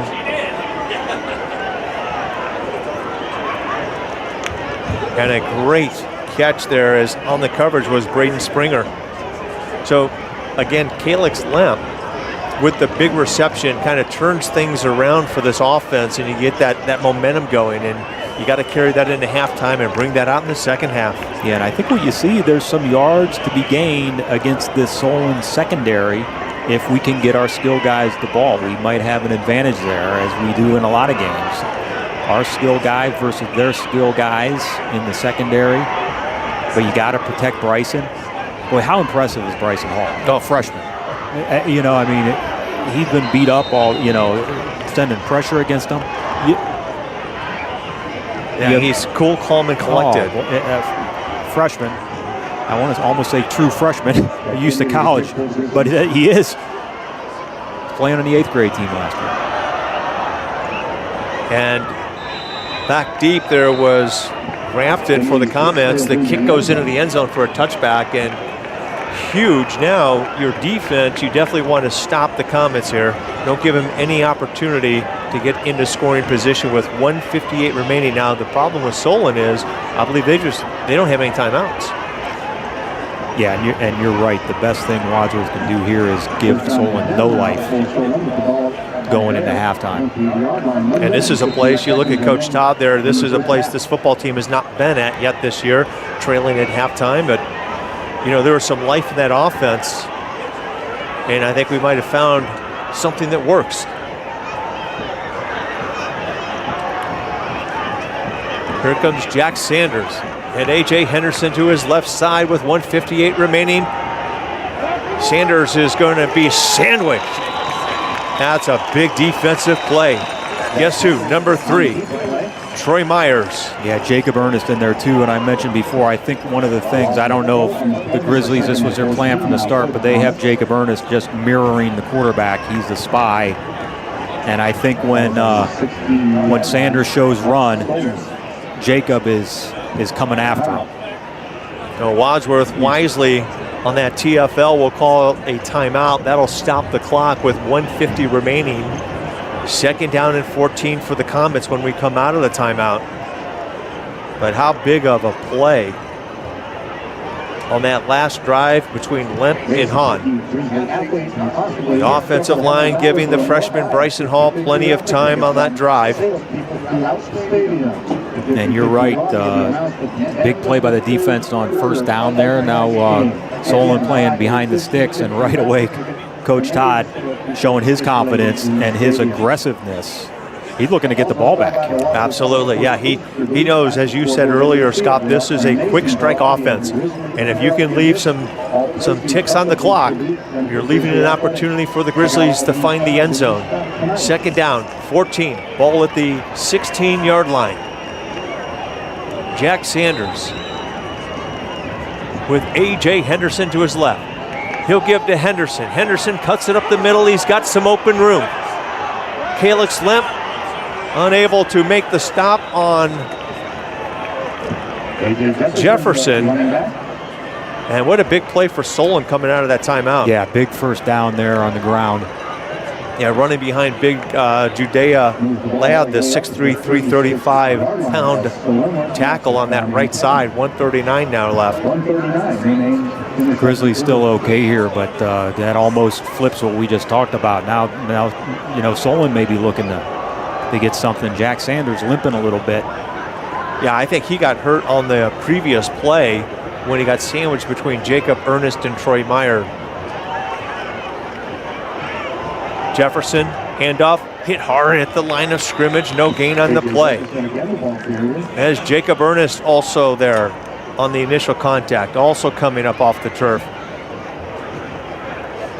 Jacob Ernst and Ryan Stoops. And number 6. Also on the stop there was Jaden Gross.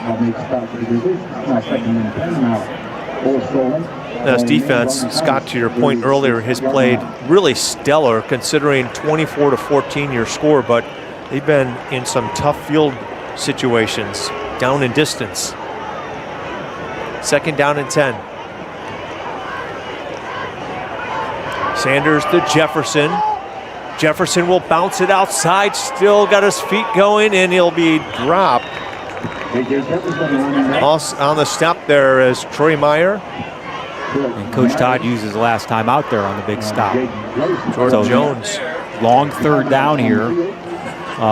So looking at the clock, 47 seconds. 3rd down, long 3rd down and 9 for the Comets. Grizzlies just used their last time out, but of course you get a stop here. Solon can run clock depending on what they do. And so, do you run it here? I mean, if you're Solon, you run it and get to halftime, I imagine. Yeah, I would imagine that's what Coach Wisniewski's going to do on that Solon sideline. And they haven't thrown this series. One big play on the run, but otherwise the defense has done its job, and it really has done its job. Mike, you mentioned this half. I mean, there's been, you talk about the stats at all levels, how many times you win a game when you block a field goal, get multiple fumble recoveries. Solon has done all those things, and Wadsworth has stayed in it here. Jefferson to the right of Sanders in the backfield. Now he'll come to the near side to the left of Sanders. Give to Jefferson up the middle, and we stopped for a short gain on the play. Calix Lemp on the stop for the Grizzly defense. And that should do it for the half, Mike. Yeah, I think there's a 2-second difference, almost 2-second difference between play clock and scoreboard. Well, that was an entertaining first half. Well, yeah, if you're Solon, you feel pretty good. If you're Wadsworth, you got some things you got to clean up here at halftime. And it sets up a very interesting second half. You know, if you're a Wadsworth fan, which we are, and we know their ability to score quickly, you've spotted Solon 10 points going into halftime here, and you said that Coach Todd will have their attention. We got to delay a game. There was 1 second differential between play clock and game clock. So 1 second will go on the clock, and at this point, you know, if you're Solon, you just snap it, and you just run back and fall down. Yeah. One thing you don't want to do is punt it to one of these Anestroza or Hauler.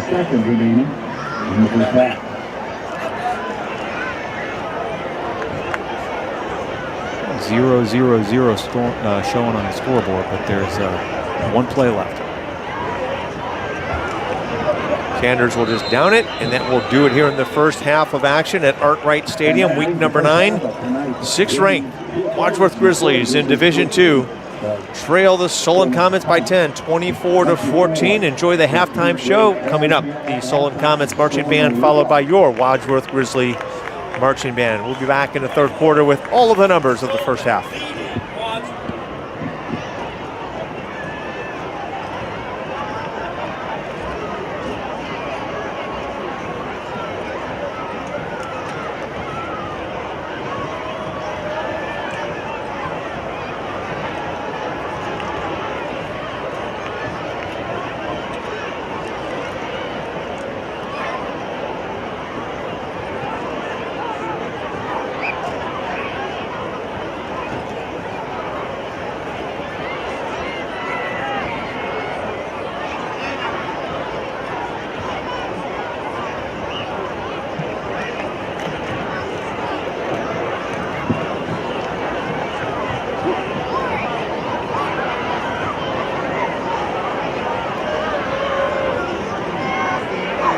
Good evening, Wadsworth.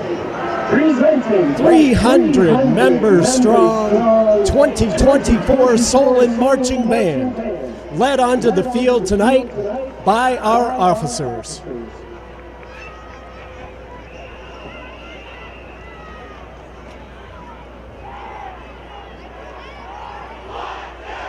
Tonight, we celebrate homegrown heroes, artists that have their roots running deep here in Ohio. We begin with a hip tune from an R&B group with a little flair from Dayton, the cleverly named Ohio Players. Buckle up and hang on tight as the band takes you on the Love Roller Coaster.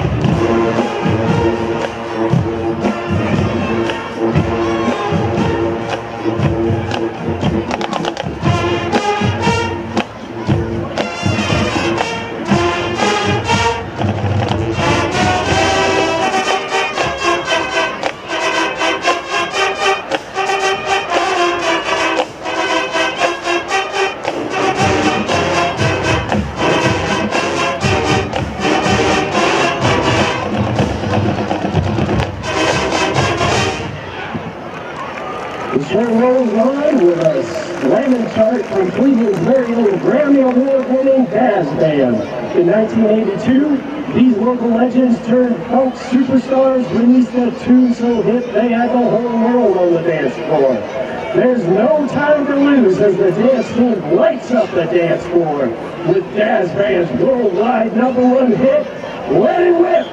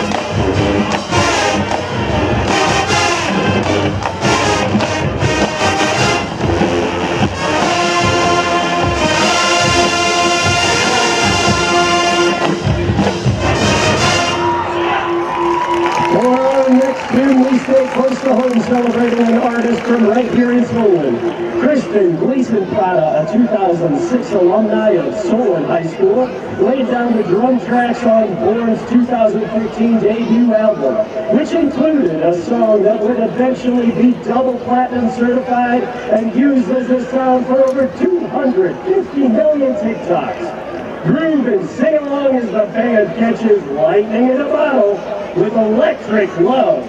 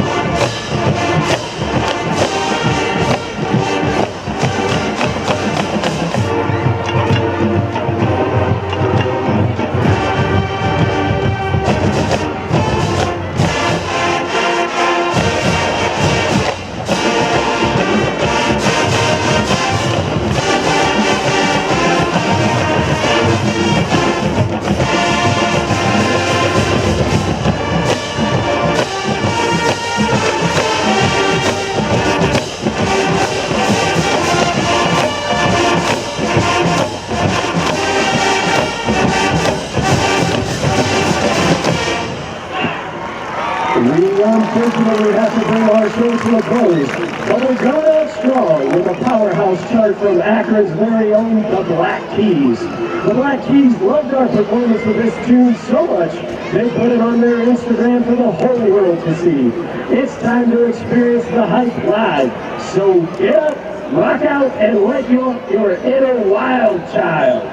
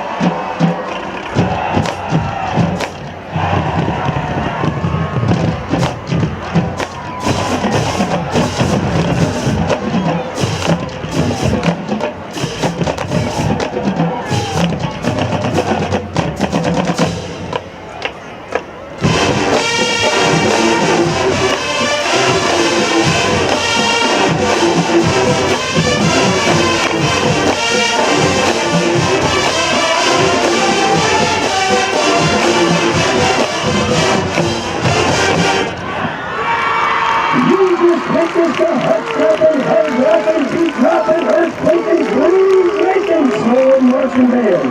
The Solon Marching Band is under the direction of Mark Baldwin, the dancing advisor, Keena Ewell, and drumline instructor, Jeremy Pillar, along with the student directors, Rob Lee, Jerry McDougall, and Trent Ebert. We hope you enjoyed tonight's performance and have a great rest of your evening. Love is the answer.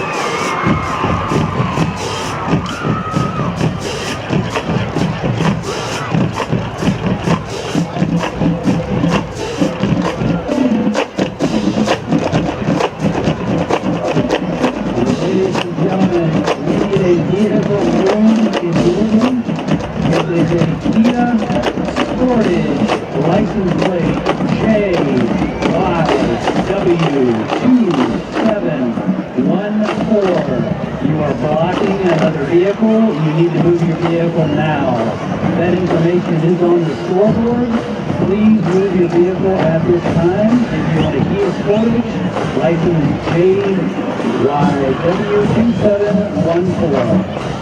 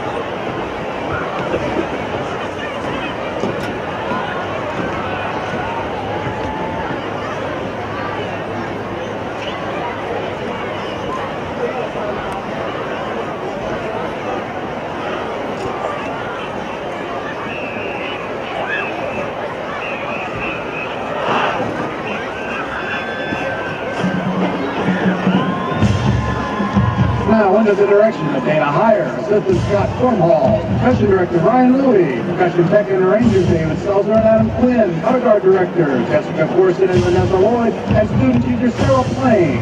This is the 2024 Wadsworth High School Marching Band. On the field today is led by drum majors Jake Rulot, Maggie Catabias, and Aaron Casey. Since starting her career on the children's show Barney, Demi Lovato has sold 20 million records.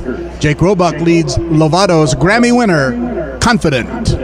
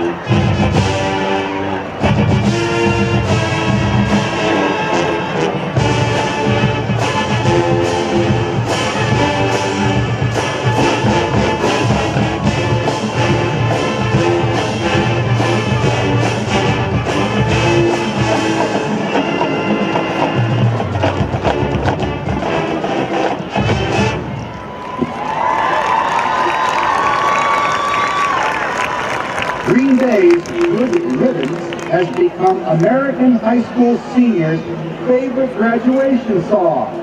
How does that make all you high school teachers feel? They feature color guard members Kristen Sapera as Maggie Catafai as lead, Good Riddance.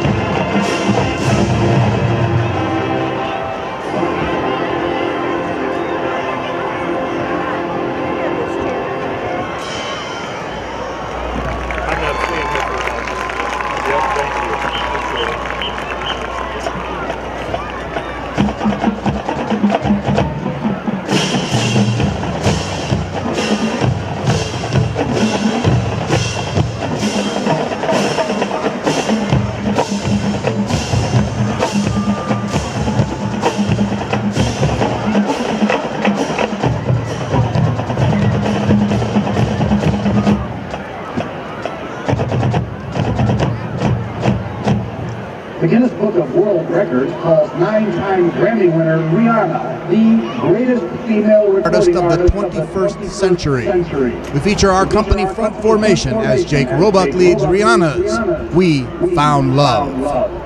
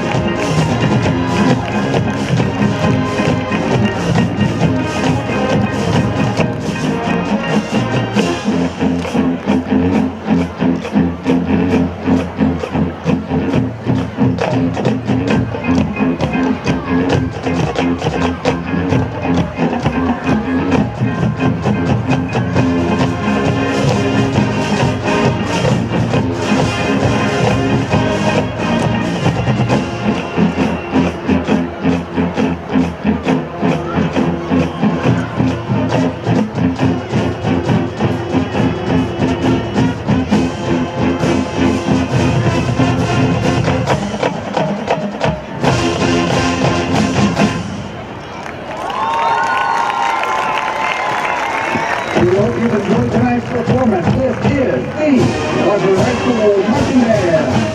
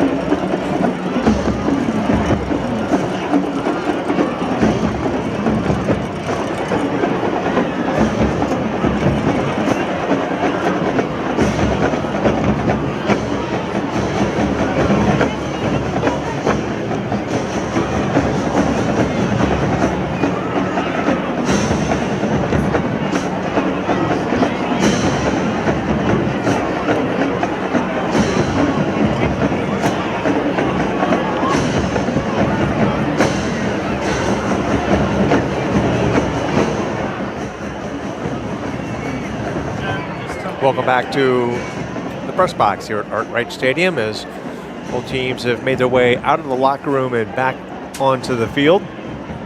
Take a look at the first half statistics in front of you.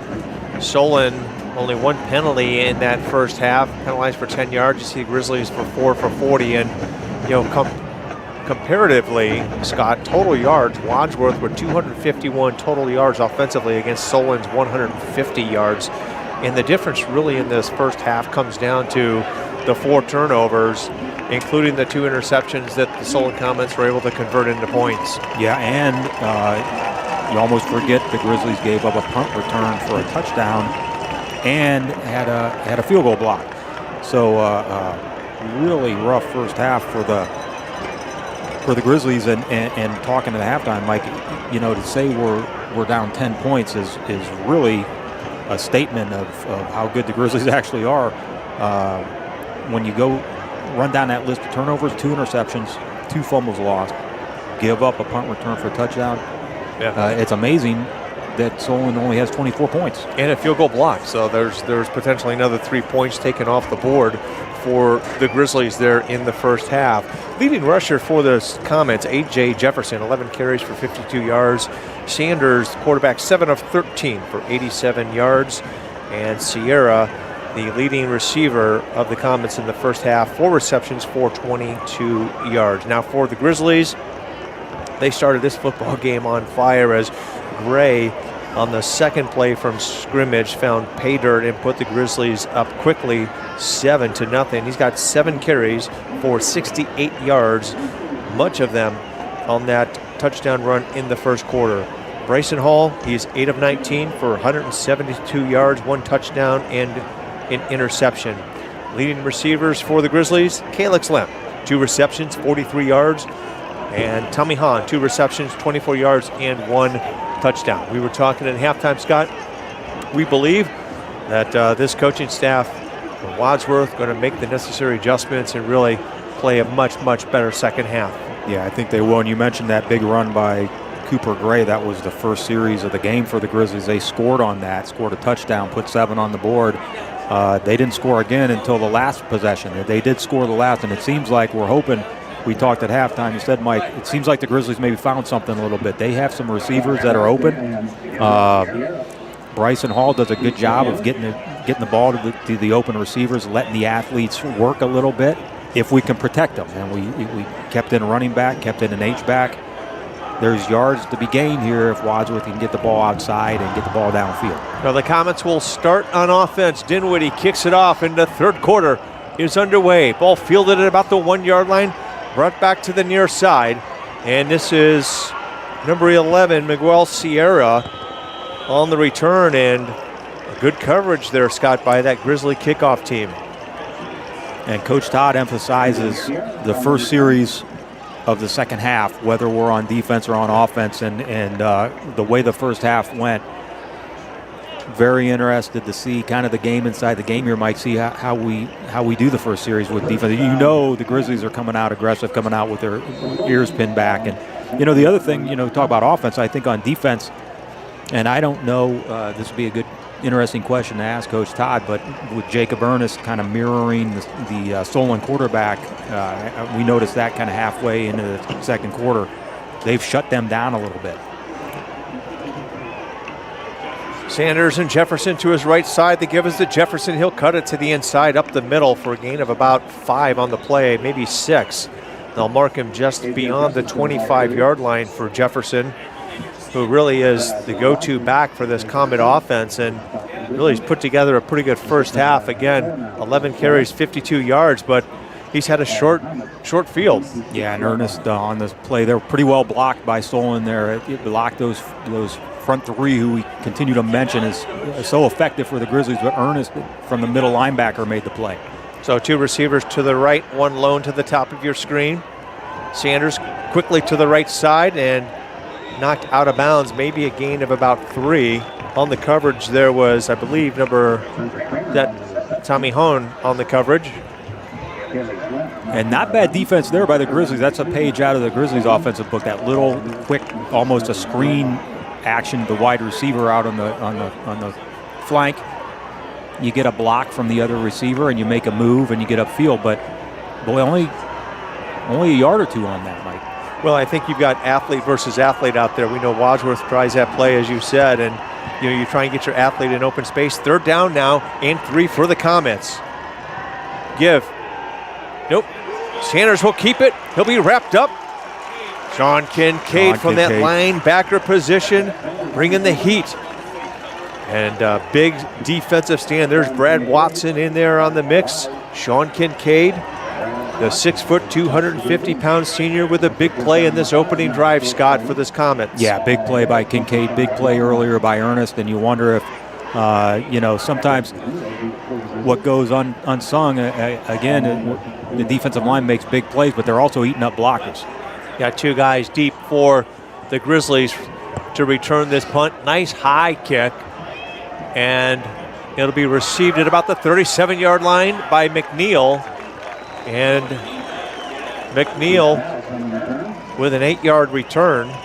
And the Grizzlies, Scott, with great field position to open up their drive here in the 3rd quarter. Yeah, nice little return by McNeil, effective, 8 to 10 yards is all you need.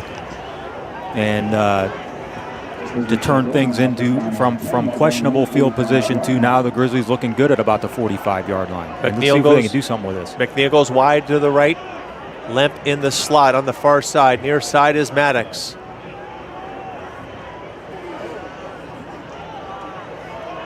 Cooper Gray to the right hip of Bryson Hall, and we've got, I thought, a whistle. We'll go back to play. Gray around edge. Nice pickup on 1st down for the Grizzly running back. That'll bring up 2nd down and 5, and that opens your playbook up a little bit more. Yeah, that time Cooper able to get outside a little bit. Nice pickup on 1st down. And a nice read by Bryson Hall on that defensive end. Stuck the ball in Gray's belly, and he was able to hold on to it. He read it as well. 2nd down and 5. Hall quickly on the near side. Caught by Maddox. Out of bounds at about the 41-yard line of the Comets, and a 1st down for the Grizzlies. And Scott, quickly this offense getting into rhythm. Yeah, and Solon was loaded up in the box again trying to stop the run there. So seems like Coach Todd has a little bit of a rhythm here with his offensive play calling. Right play call there. 2 receivers to the top of your screen. Jacob Ernest in the H-back. Gray in the pistol. And we've got flags on the play. And we got a false start on the Grizzlies. That'll back them up and make it 1st and 15. We talked about how infrequently these Grizzlies have been penalized throughout the season. That'll be their 5th of the ball game here tonight against the Comets. 1st down and 15. Solon now with their 5-man front again. Hall looking over the middle, intercepted.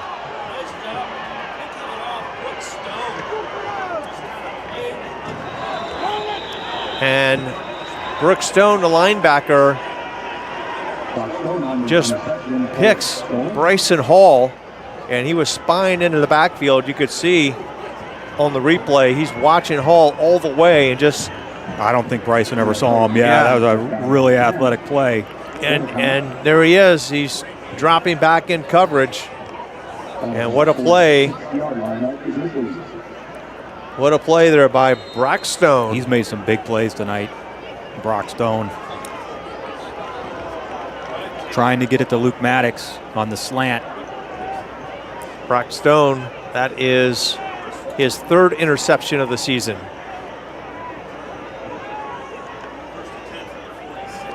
Jefferson, left side, cuts it back up the middle, and he's going to be hit by Jacob Ernest.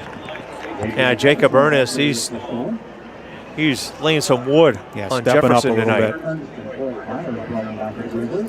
Troy Myers also in on the stop. That'll bring up 2nd down and 7 after a gain of 3. Big moment here for the Grizzly defense again. I mean, they had a 3 and out on the first series here, coming out of halftime.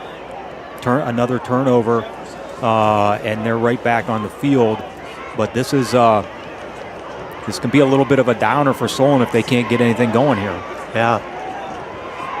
Sanders rolling left, throws, and incomplete. Coverage on the play by Calix Lemp. Really good coverage by their junior defensive back of the Grizzlies.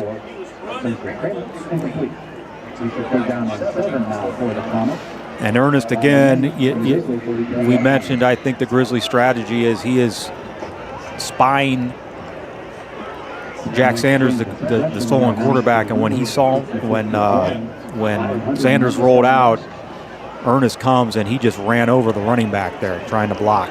Just went right through him. Sanders able to get around him and get the throw off, but Ernest playing hard here. 3rd and 7, Sanders will give to Jefferson. He'll work around the left side. He's got room, enough for a first down, and we got a flag coming in from like the back judge. I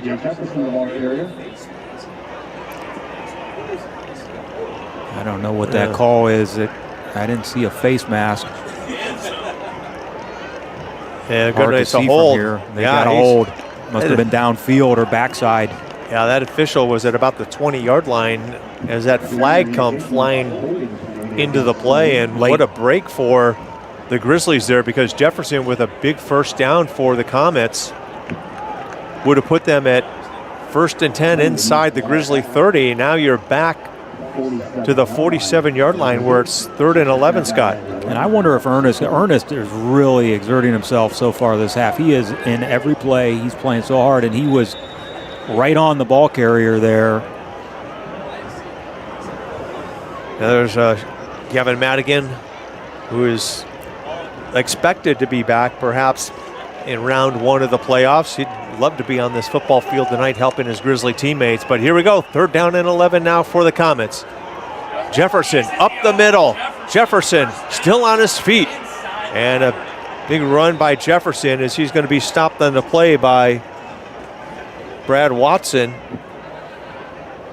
Big play for Jefferson. Yeah, he saw a crease there, and he just hit that hole quickly.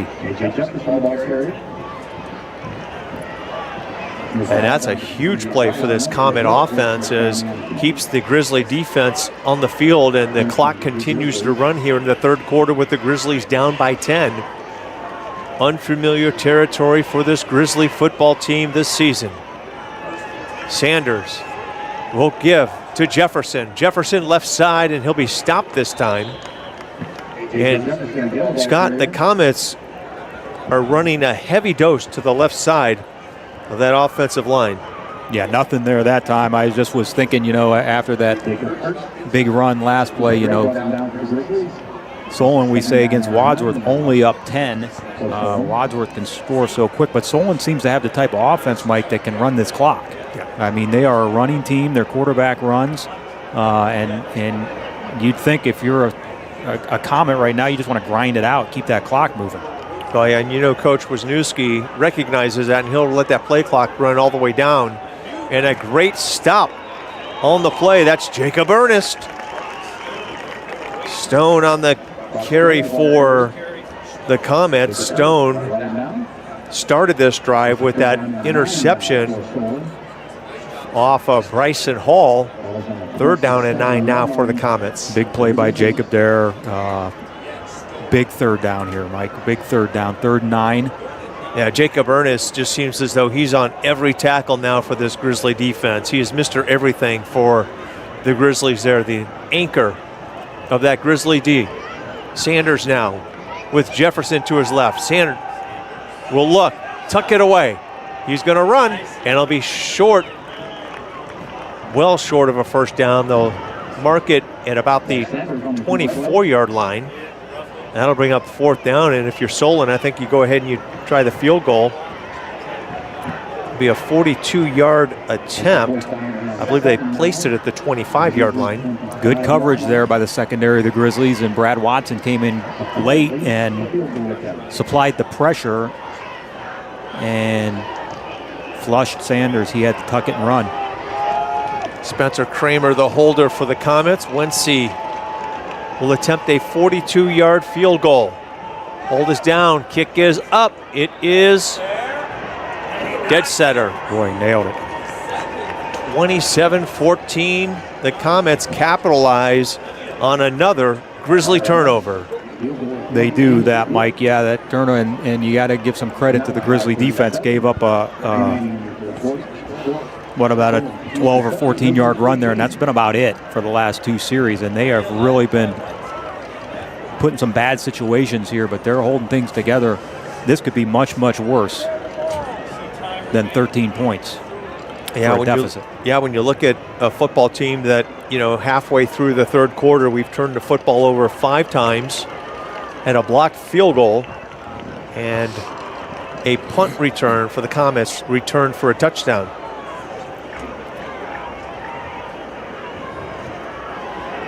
John Bernard mentioned in our ear earlier, Bryson Hall had thrown 2 interceptions in 8 games coming into this game. Mikey has 3 tonight. You got to tip your hat to the Comet defense. They're definitely making the plays.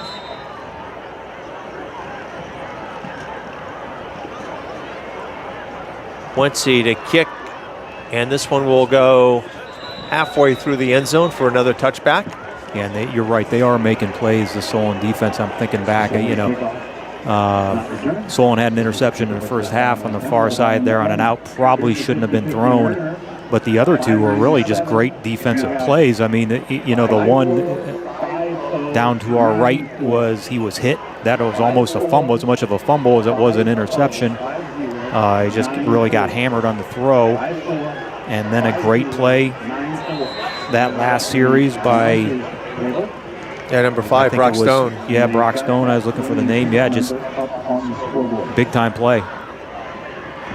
Comets with 5 in the box. Hall looking right, almost intercepted again. That time the ball was deflected there by number 2, Michael Pierce. Similar play as that last interception, Mike.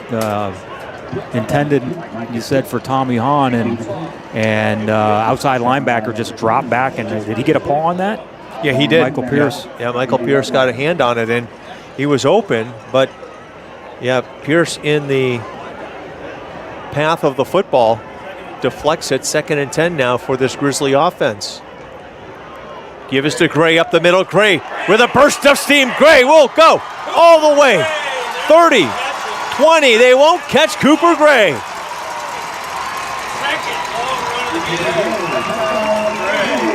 Cooper Gray with a huge touchdown run for this Grizzly football team.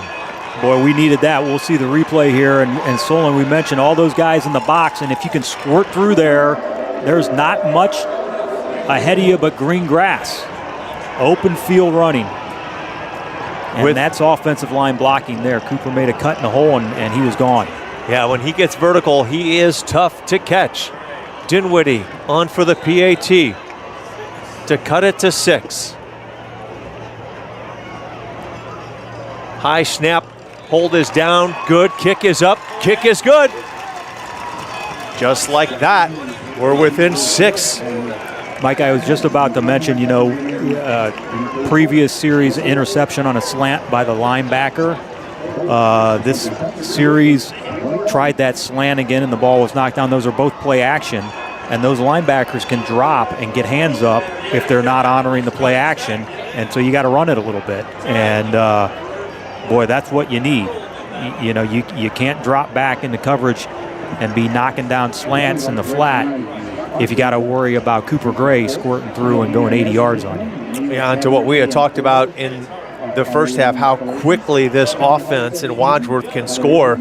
Now you got your defense right back on the field, Scott, but you've got some momentum now and a big stop here from this Grizzly D and get that offense back on the field. We'll see. There's a lot of football left, folks. This one's getting fun. Yeah, Solon, they're starting to look at the scoreboard a little bit. And this is a pretty good position. If you're a Wadsworth Grizzly right now, you got to still take care of the football, play fundamental football. But, boy, you said it, a lot of football to play, and all of a sudden it's a 6-point game. Yeah, despite the 5 turnovers tonight committed by the Grizzlies. And Jack Dinwiddie to kick it away. High kick will be taken at the 3-yard line. On the reception there is Michael Pierce. Pierce has got some room. Pierce up the middle. I beg your pardon, that is Cooper Walker. Good return by Cooper Walker of about 38 yards. I pulled my breath there for a second. I thought he was going to squirt through there. this Solon team. There's Cooper Gray running right into your living room, into the kitchen. They give me a drink of Gatorade after that run. Young fella, great burst of speed. Approaching 1,000 yards here on the season. Actually, on that run, he did. Did he do it? Eclipse 1,000 yards. So Cooper Gray, 1,000-yard rusher in week number 9 for the Grizzlies. Congratulations, him the junior. And here's Sanders now, Jefferson on his right side. They'll run to the left side again of that Comet offensive line. And the Grizzlies will string it out, and Jefferson, does a great job of himself stringing it out and gets a gain of about 6 on the play. 2nd down and 4. They're going to give him a gain of 5. 2nd and 5. Well, you wonder how Cooper Gray would do. It's when you have that 1-2 punch of him and Gavin Madigan. Boy, it's so tough. And then you pull Gavin, nursing that ankle. Boy, Cooper has literally picked up the ball and run with it. Sanders will look left side, pitch, catch on that far sideline, complete to Christian Nelson. First down there, Grizzlies give up the first down there, but they kind of give that up, Mike, a little bit. That we mentioned it, that little kind of 5-yard hitch. They give them some cushion and they just come up and make the play. And the key there is let's get a stop here on first down and have them playing behind the sticks a little bit so they can't just run a little 4 or 5-yard hitch and pick up the first down. Now, Jacob Ernest has played big time on this Grizzly D. Can he step up here as the Comets just entering Grizzly territory? Jefferson again to that left side, and on the stop is none other than Troy Myers. Big play by Troy Myers, jumping in there, and that's what we needed. Stop on first down, long 2nd down. That young man right there, Troy Myers, didn't start last year on this Grizzly defense, but obviously he's put the work in and he's had a tremendous season. You'll see him at the nose. Oftentimes you'll see him lined up on the edge at defensive end. Right now he is at the nose. 2nd down, 10 now for the Comets. Rolling right, looking, throwing, and almost intercepted. Tommy Hahn on the coverage. Pass intended for Miguel Sierra. Yeah, nothing there. And Sanders almost ill-advised to begin with and almost made a big turnover on the other end. I was looking downfield. I did not see anybody open, and I was surprised that Sanders let that one fly, but he did. And just off Hahn's fingertips there, and we're going the other way, and he had nothing but green ahead of him if he picks that off, Mike. Well, the Comets have went steady diet run to the left side. This time Jefferson is in the pistol behind Sanders. Sanders looking, pressure coming, flag on the play. Pass intended for Cooper, and it is incomplete. And we might have holding. We do. That is the initial call. Holding against the Comets. Decline that, I think. I see Coach Todd giving a signal on, boy. Yeah, this is going to be the best, one of the best defensive games you've ever seen by a team giving up 27 points if you don't know the circumstances behind that. This defense has really come to play.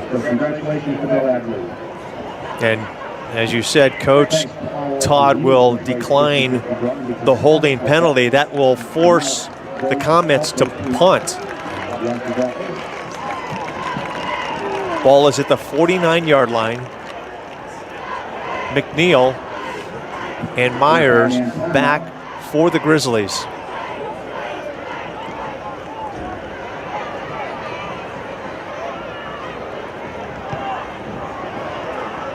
McNeil will get it at the 10. Coming near side. McNeil going to be stopped just at about the 20-yard line. Stop on the play there by Michael Fry. Well, Scott, the Grizzlies in rhythm on their last drive. Put a quick 7 on the scoreboard. And yeah, it's a new game, isn't it? That things have changed. Momentum's a funny thing we talk about, and Solon's still with a 6-point lead here, but there's just, you can feel things turning a little bit here. And this is another, when you have a tight game like this, you can say every drive's a big drive. This is a big drive. See what happens here. We still got time to play, 3:30 to go in the third quarter. Motion to the near side. Hall dropping straight back, going over the top for Lemp. Overthrown, intercepted. Springer with his second pick of the day. And Springer running along the left sideline. He'll be run out at about the 37-yard line, and he's having a football game. Yeah, flag down. That's gonna, and another flag, and we're hearing in our ear maybe a late hit, but there are two. I think there's two flags. I think there was an earlier flag. So, well, best case scenario would be offset, right? We'll take a look at it. I mean, Bryson has time to throw. So I think there's an initial flag on a hold or a block in the back, and then it sounds like maybe a late hit on the far sideline. But the block on the right there's the block.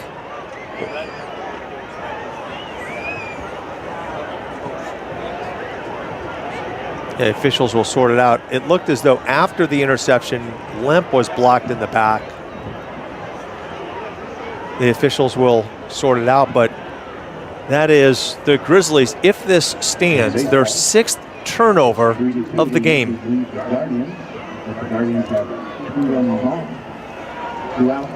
See the block in the back right there. That is Cooper Walker. So you got to wonder, that's after the interception. Here's the call. Got a block in the back. And then a personal foul against the Grizzlies.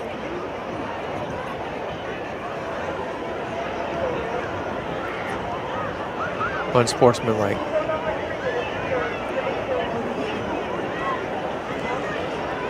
So block in the back on Solon. I'm going to guess the unsportsmanlike was something that happened on the sideline after the late hit.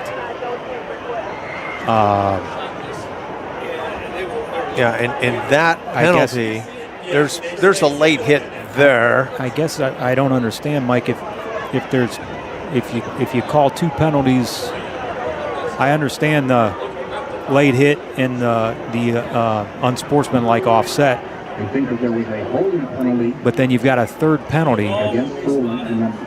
So that one there maybe are marking off. Yeah, so they're going to mark off the block in the back. Yeah, I think they got the block in the back. I'm not sure where they called it, but certainly it appeared on the replay that Lemp was the victim of that. But nonetheless, when that's all sorted out, the return by Springer is negated. It is now 1st and 10 for the Comets at their own 41-yard line. Here we go, asking this Grizzly defense to dig down once more. Handoff, Jefferson, near side. And he's going to be tackled for a loss on the play. Nice job, again, by that Grizzly defense. Bryce Polchak and Troy Meyer in on the stop. Yeah, they're swarming. Polchak in there, Meyer in there, you mentioned. 2nd down and 13, a 3-yard loss on the play. And that's a rare time that Comet offense comes to the right side of that offensive line. And so as a defensive unit, you've got to be careful not to be lulled to sleep. 2nd down and 13. Sanders looking to pass, looking. He's got a man open. Caught. That is Miguel Sierra, and he took a hit. He's slow getting up. They'll mark it at the 39-yard line. Huge hit by Jude Haller, clean. Wadsworth brought the linebackers that time, so they had Solon had some openings in the seam, and that's where they threw it. And pretty nice break here by Jude Haller. Tried to separate the man from the ball. He didn't do that, but he put a big hit on him. Jude Haller, only a freshman. Has had a great season thus far, but there you go. Solon showing some resilience after the TFL and taking an opportunity. And I got to tell you, I mean, he throws a pretty good ball, that Jack Sanders. Yeah, and he threw it down the field. You know, that takes some time when you go vertical like that down the field, and so they were able to block the Grizzly pressure. Yeah, Polchak was coming from the left side, and was nearly there, but you got to give credit to that right tackle. He might have got an early jump on Polchak as he's trying to swim through, and then he gets pushed in the back. 59 does push Polchak, and Polchak unable to get to the quarterback, Sanders. So it's 1st and 10 now on the 34-yard line for the Comets with 2:21 remaining in the third quarter. Sanders will keep it left side, turns it up for a gain of about 3 on the play. 2nd down and 7.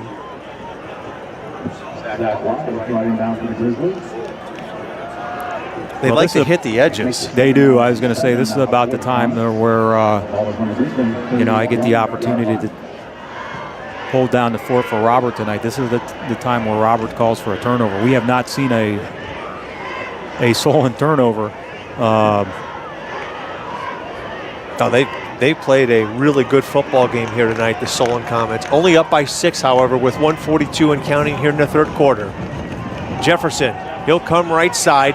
He's going to get to the edge, and 1st down. Tackle made by Jude Holler. Also over there is Ryan Stoops.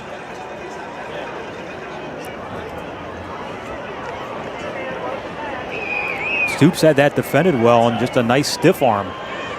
Yeah, he's was able to bounce it outside, yeah. Yeah, Jefferson's got some speed. So 1:31 now. 1st and 10 for the Comets. Ball at the 14-yard line.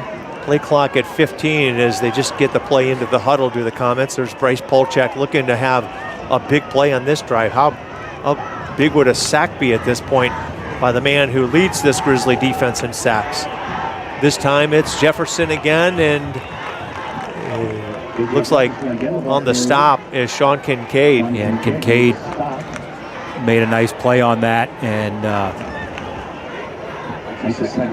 Jefferson tried to stiff arm again, and Kincaid able to fight through that and make the play.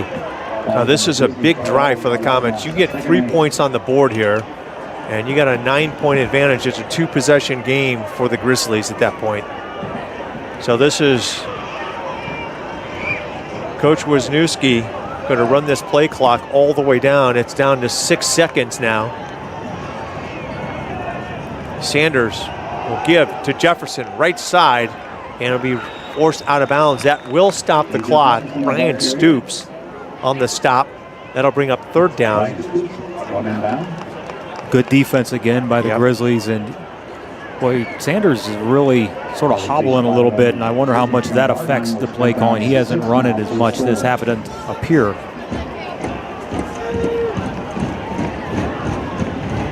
Third down and 6. Ball is placed at the 10-yard line, and game clock stop was on the out of bounds, but you said it. They're taking their time getting the play in, very deliberate about getting lined up, getting the plays in. Jack Sanders looking to the end zone. Ball is back shoulder throw and incomplete. Good coverage by Stoops. Pass intended there for number 33, Brady Bush. And Bush got his hands on it, but that would have taken a really good catch. Pretty good throw. You mentioned it earlier.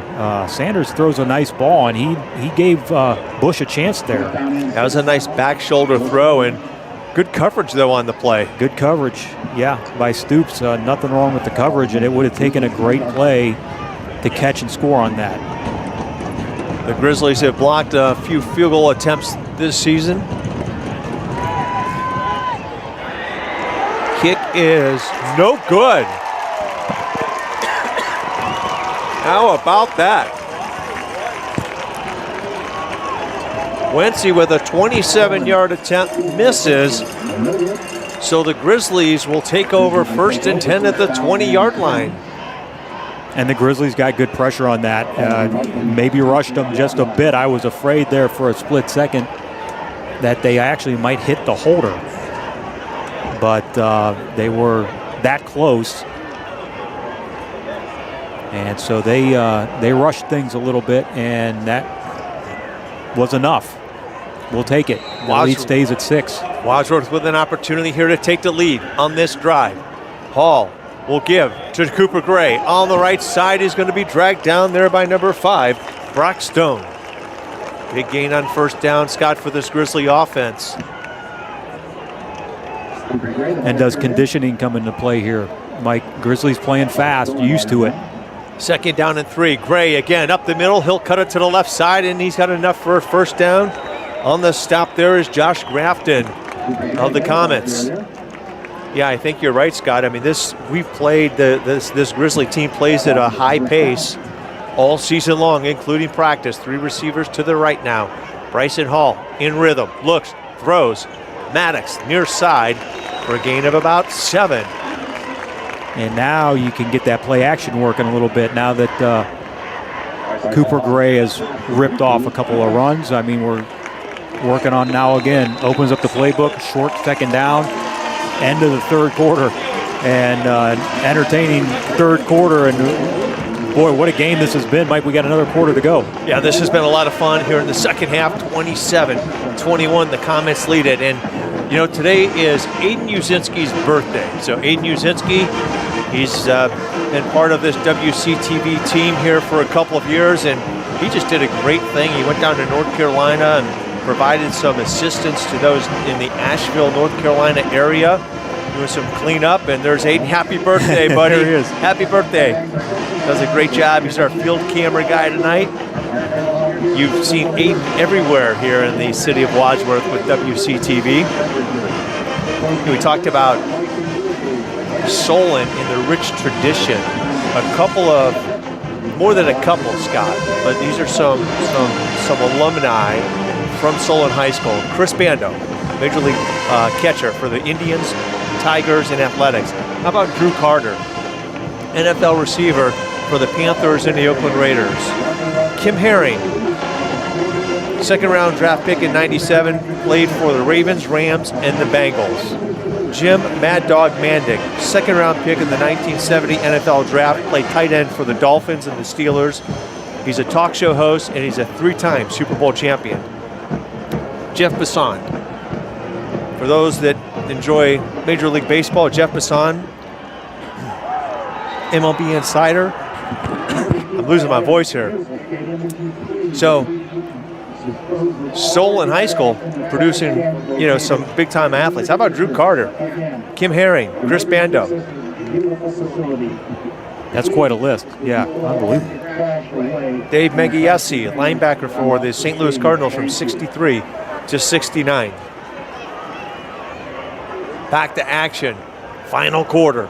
Second down, 3. Ball at the 40-yard line of the Grizzlies, looking to find the end zone and take the lead for what would be only the second time in this football game.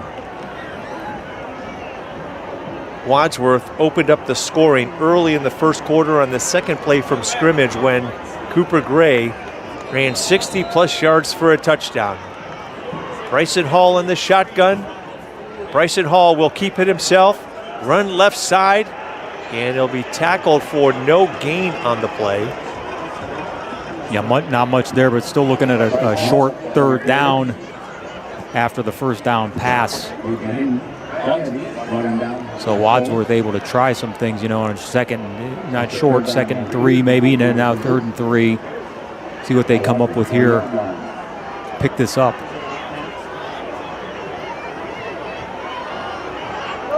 Gray, left side, struggling, battling, going to be short of the first down by about a yard. That was a good run by Cooper. Solon playing good defense on that. Not bad blocking, but good defense. Zach Wise is going to check in. He's checking in for Kyle Schmelzer. So Zach Wise gives you a little bit more beef up front. Now the Grizzlies look like they're going to go for it on 4th and 1. Give Jacob Ernest, first down, Grizzlies. Now a little twist to the offense. The big guy, Jacob Ernest, who's been doing it all tonight. He's limps off the field there. But what a big play for Wadsworth. Yeah, you're right. That's just a little twist there. Ernest in the game, Zach Wise in the game. You don't usually see that, both of them on the offensive side of the ball at the same time. Hall's going to roll near side. He'll get it to Maddox. Maddox lowers his head, The Comets looking to strip the ball, and how about Maddox as he continues to fight for yardage? Good gain on first down, a gain of 9. Yeah, you're right. He got about 2 extra yards, and those are 2 big yards on first down. Really nice play there by Bryson Hall because he had pressure rolling out, took a hit, stood in there, and delivered the ball. Bunch to the right, handoff up the middle. It's going to be, how about Cooper Gray as he continues to churn those legs forward, and that's enough for a first down for the Grizzlies. Grizzlies moving fast, back up on the line. Lemp in the slot on the top of your screen. Maddox to the lower part of your screen. Up top is Tommy Hahn. Zach Wise in the H-back. Hall gives Gray up the middle. Gray for a short gain of about 3 on the play, maybe 2.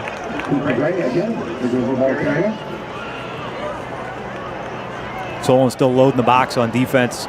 6 or 7 kids in the box there, but they're still, that's dangerous. Wadsworth again feels close to breaking one here. Hall will swing it near side. Gray up the middle. Gray to the outside. Gray inside the 30-yard line for a first down. Yeah, we talked about how fast Cooper is. Here he receives the pitch. It's almost like in a quick student body right. And he's just able to get his shoulder square, and he gets vertical. He's tough to stop because he's so slippery. That was well blocked. Eli Kaufman, Brady O'Connor on the right side. They brought Gabe Ludke pulled. Lemp on a jet sweep. Lemp will cut it to the inside. He'll be stopped for no gain on the play. Actually, they're going to mark him probably a loss of a half a yard. Now, Solon does a nice job of spying that play out. So a loss of 1 on the play, 2nd down and 11. Clock continues to run here at Arkwright Stadium in the 4th quarter. The Grizzlies trail the Comets by 6.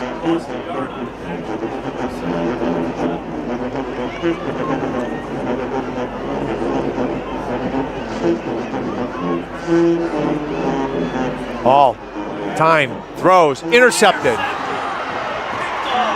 Pass was intended for Maddox, intercepted by Grafton. And that is the 6th turnover of the Grizzlies here tonight. Now, boy, it's hard to, you run it. It's hard to fault the play call. Just good coverage there. And he just dropped it in zone. Just dropped in the zone. Trying to, you run it and you're trying to hit something up the seam there, trying to fool him a little bit.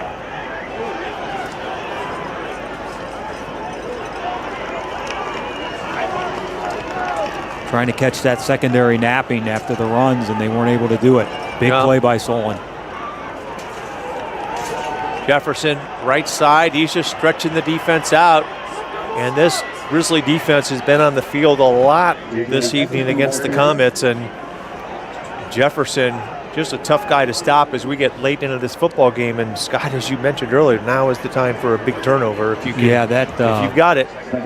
Boy, Grizzlies had a nice drive, and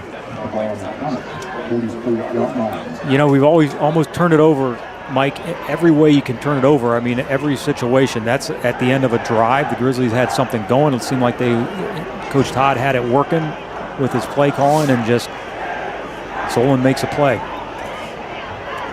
Sanders to Jefferson up the middle, and he will get enough for the first down as he'll cross the 45-yard line to the 46. He just needed to get to the 45, and that will keep the clock running. Yeah, not much there, but enough for the first down. And, boy, still a 6-point game, so still a lot of time left, but Solon's running it. They are very deliberate. They're taking their time getting the play, and they're running this clock down. They're trying to literally run out the clock now a little bit, I think. Yeah, that's just the total respect that they have for this Grizzly offense. They recognize you're only up by 6, and you control your own destiny in this football game. Jefferson again, right side. Flag on the play is going to be run out. Over there on the play as Calix Lemp Also, Jude Holler forcing Jefferson out of bounds. Yeah, good defense again, and I haven't seen a signal, but I assume this is a hold that'll move them back, and there it is. And I think, Mike, talking about Solon, I think we probably would agree they're going to have to put more than 27 on the board to win this, I would think. So they can't shut it down yet. Yeah, missed field goal. Yeah, they had a couple reminds us. a couple of opportunities in the first half where they did not convert turnovers into points. So, but whenever you turn the ball over 6 times, it's going to be tough to come out of there with a W. And Wadsworth still has a chance. And they've moved the ball this half. They've moved it. Those turnovers have come at the end of drives in this half. Sanders to Jefferson again. Jefferson pounding his way on the right side. Gain of about 5 on the play. That'll bring up 2nd down and 15. And Coach Wisniewski and his coaching staff over there on the Solon Comets sideline, they're in no hurry. Yeah, and this is the ball. If you're Wadsworth, defense has played so well tonight. You cannot let the Comets get a first down after having a 1st and 20. It's still 2nd and long, 2nd and 15 here. And Wadsworth, no smart kids. They're well coached. They know the situation. Sanders again to Jefferson. Jefferson going to be stopped for no gain on the play, and that brings up a 3rd and long for this. Yeah, that was Zach Wise. Offense. He got a handful of jersey, and he did not let go. Let the cavalry come and help him out.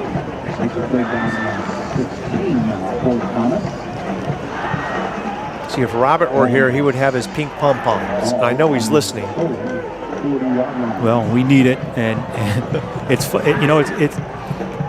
I don't know, Mike, have I ever been so interested just watching a front 3 play on defense? These front 3 switch every play the position they're in. Sanders will keep it this time around right edge. He's going to be dropped well short of the 1st down. Jacob Ernest is over there. And there's a flag down. Yeah, that was late. Yeah, it's a late flag. It's probably going to be holding. Yeah, Sanders is shaking getting up. Now, at this point, you decline that. You're 3rd and 16. I think you decline it. Yeah, I was looking at Coach Todd. I didn't see him make a signal, but he is talking to the official.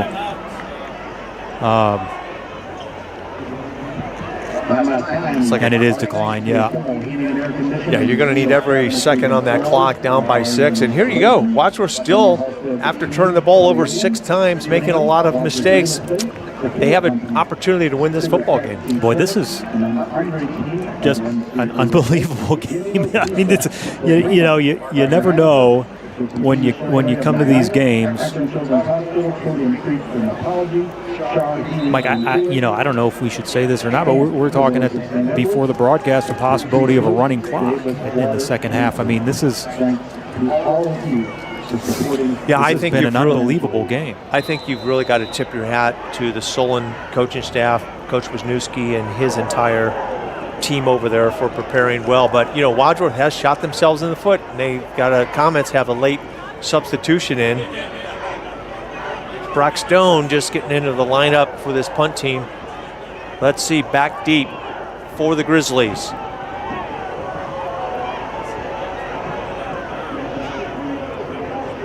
Myers was over there, but good punt by the Comets, and looks as though the Grizzlies are going to mark it at the 22-yard line. So a long field for the Grizzlies with 5:05 left here in the final quarter in this Suburban League National Conference matchup. The Solon Comets making their debut here at Arkwright Stadium. Only the 2nd meeting all time between these 2 schools. Scott, you're familiar with the 1st meeting. Yeah, 1996, 1st and only meeting with Solon, and that was a playoff game. I was a coach on the Wadsworth staff that year. We were 10-0. First ever undefeated season for the Grizzlies. We've had several since. First ever playoff appearance for the Grizzlies. We've had several since, and that was a good Solon team that beat us up pretty good that year. That Solon team beat an undefeated Grizzly team, and this Solon team up on this undefeated team. Cooper Gray, left side, plenty of room. Blockers out in front. Cooper Gray to the 40, to the 45-yard line where he will be run out of bounds. Big gain for Cooper Gray. He's approaching 200 yards of rushing here tonight against this Comet defense. Big play. Nice call there by Coach Todd. I love that little draw, that little counter draw action where you're rolling right and you just hand off to Cooper Gray coming back the other way with a head of steam. Ibrahim Daibi on the stop for the Comets. Pitch left side. This is Gray again with a head of steam. He's going to be horse-collared, and a flag is going to come in. We'll add another 15 to the run at the end of the run.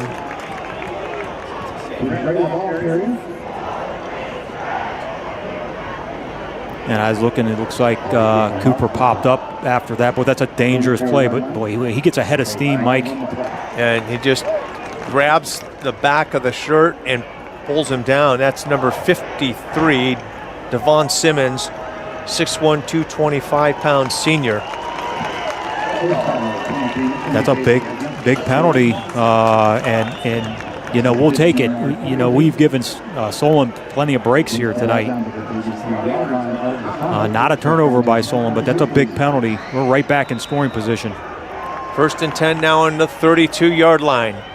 Cooper Gray off the right side. Short gain of about 3 on the play. 2nd down and 7.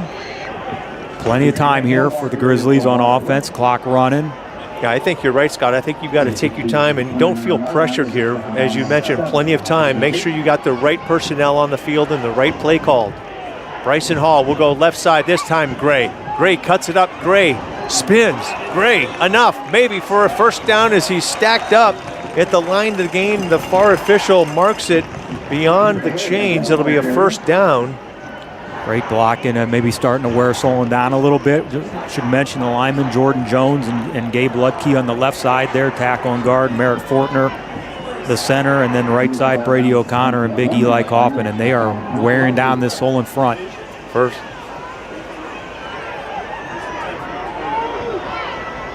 First down, 10 at the Comet 21-yard line. Gray in the pistol behind Hall. Give. It's to Gray, up the middle, left side, dancing to the 5, to the 4, where he's going to be stopped. Michael Pierce on the stop. How about Cooper Gray? And again, a little counter action over that left side. Ludke and Jones. Ernest led him up through. Ernest in at H-back, and we mentioned before, they run that little lead play, almost using Ernest like a fullback, who leads him right up into the hole. Gray again. Up the middle, touchdown, Wadsworth.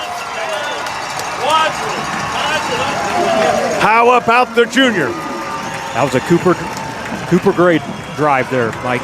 He is having a career night against the Solon Comets. And when you needed somebody to step up big, watch this offensive line.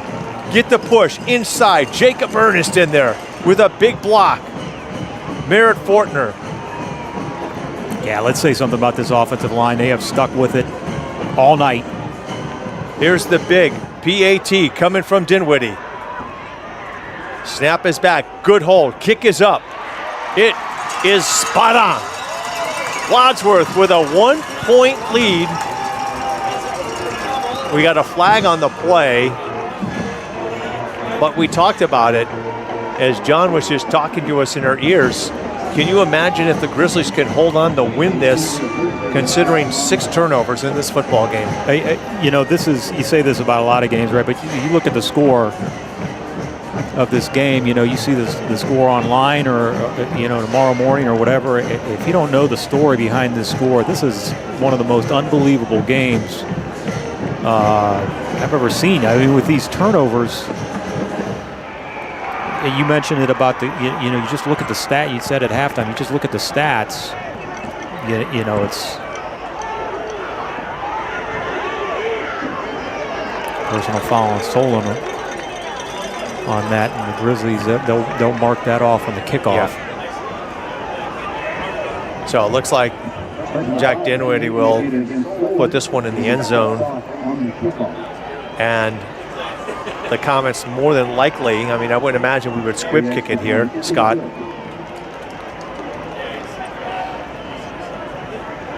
But yeah, when you look at if you just look at the score, you say, wow, Solon's really played and they have played a great game. But our defense has been absolutely amazing tonight, considering the field position that the Comets have had throughout this football game. You'll probably never see a game where a team gives up 27 points where the defense plays so well. I mean, they've had short field after short field. They played, time of possession in the first half, unbelievably skewed towards Solon, and 7 of those points are on a punt return. So really the defense has only given up 20. And we looked at halftime, Mike, the Grizzlies had outgained Solon. I mean, they had more yards, offensive yards, than Solon did because Solon had so many short fields. Jack Dinwiddie to kick it off from the Comet. 45-yard line, 3:31 left in this one. It'll be a nail-biter. This one goes through the back of the end zone, so the Comets will indeed start 1st and 10 from their own 20-yard line in what has been an incredible second half of football here tonight. The Grizzlies have outscored Solon 21-3 here in the second half. Yeah, and Solon, trying to keep the ball on the ground. Well, they got to be careful running it now. I mean, they can pick up some yards running it, but the clock is not in their favor anymore. They don't want to be running time. They can't be taking their time. They're going to have to move a little bit here, and that's out of character for them. Now they've got A.J. Jefferson in the backfield, who's had a pretty good game tonight. This time it's going to be thrown to the right side high and incomplete. Pass was intended there for Miguel Sierra. So Sanders misses on the connection to Sierra. 3:27, 2nd and 10. Both teams have all 3 timeouts remaining. This one will not go into overtime. No, so you'll wonder here. We'll see what Solon does. Sanders rolling to his right, throwing into the flat. Flag on the play. Pass was caught by Sierra. Was that Tommy Hahn on the far sideline that tried to jump the route? And Coach Wisniewski not happy on the sideline. Looks like that flag's on Solon. I think it might be a hold after the catch, which would be a first down.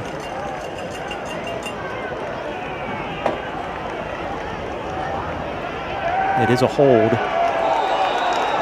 And they just threw a flag on the sideline. Yeah, so that's going to be... So that's going to move them back. Unsportsmanlike on Solon. Now that will move them back even further, as Scott just said. Now, more importantly for Solon is you got to keep your head here because you're still in a position to win this football game. Your offense has been able to move the ball. You've proven that in the first half. And yeah, I agree with you there, Mike. And I think that flag is on the coach. Yeah. And I think that I think without this, unfortunately, now it might be a first down anyways. It's going to be 2nd down. I think it would have been 2nd and short. The catch was a good catch. The mark off comes from the spot of the foul. I believe it would have been 2nd and short, right on the sticks. So they take away, the first down on the catch. And I like this timeout right now by Coach Todd.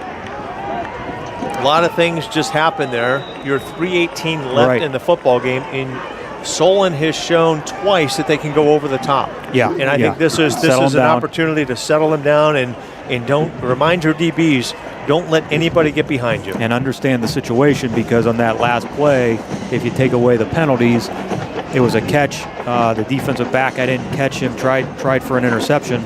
Well, if you try, you better get it in this situation of the game, because you give up a big play when you miss it.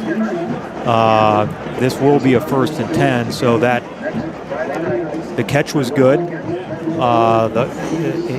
The Solon receiver made a first down, so you give them the first down, and then you just start marking off penalties from there. So it's a first down. I thought with the unsportsmanlike that might make it then 1st and 20, but it's still a 1st and 10. But you're right back where you started.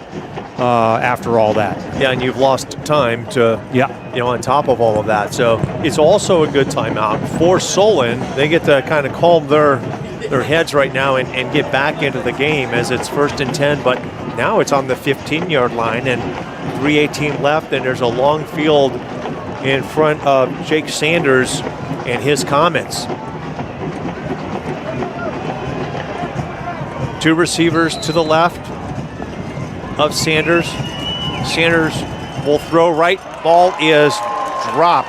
Hit right in the breadbasket. That is Sierra. And that's a big drop. 2nd down and 10.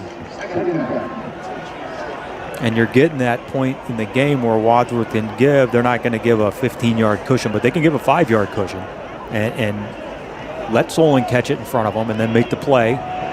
But you got to catch it if you're Solon.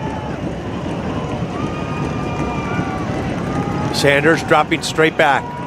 Looking, throwing over the middle. Incomplete. Pass intended to Cooper Walker. Walker comes up limping after the route run. That was pretty good coverage by Wadsworth. That was a pretty nice throw. It kind of threw him right into the opening, but just a little high. And now Walker, but good coverage. It was tough to find a receiver for Sanders. 3rd down and 10 now for the Comets. And you got to think that Bryce Polchek on that left side, Troy Myers on the right side. In the middle is, I think that's Merritt Fortner. 3rd and 10. Back to pass. Pressured. Right side, running, throwing, deep down the sideline. Ball is up and deflected. That'll bring up 4th down and 10 for the Comets. What a play by Jack Sanders to escape a sack. Yeah, look like he could have run for it there, Mike. I thought when he got outside when he slipped the potential sack, got outside the tackles, I thought he had some green in front of him. He could have run for that 1st down. Yeah, I agree with you. I thought it was there myself, but again, one of the things that we have to remind ourselves about this Wadsworth D is how fast they are and how quickly they can close on a ball carrier. And you got to punt it here. I think this is the right move. They're too deep. Now this one you got to let go. Nope, they're doing a fair catch. And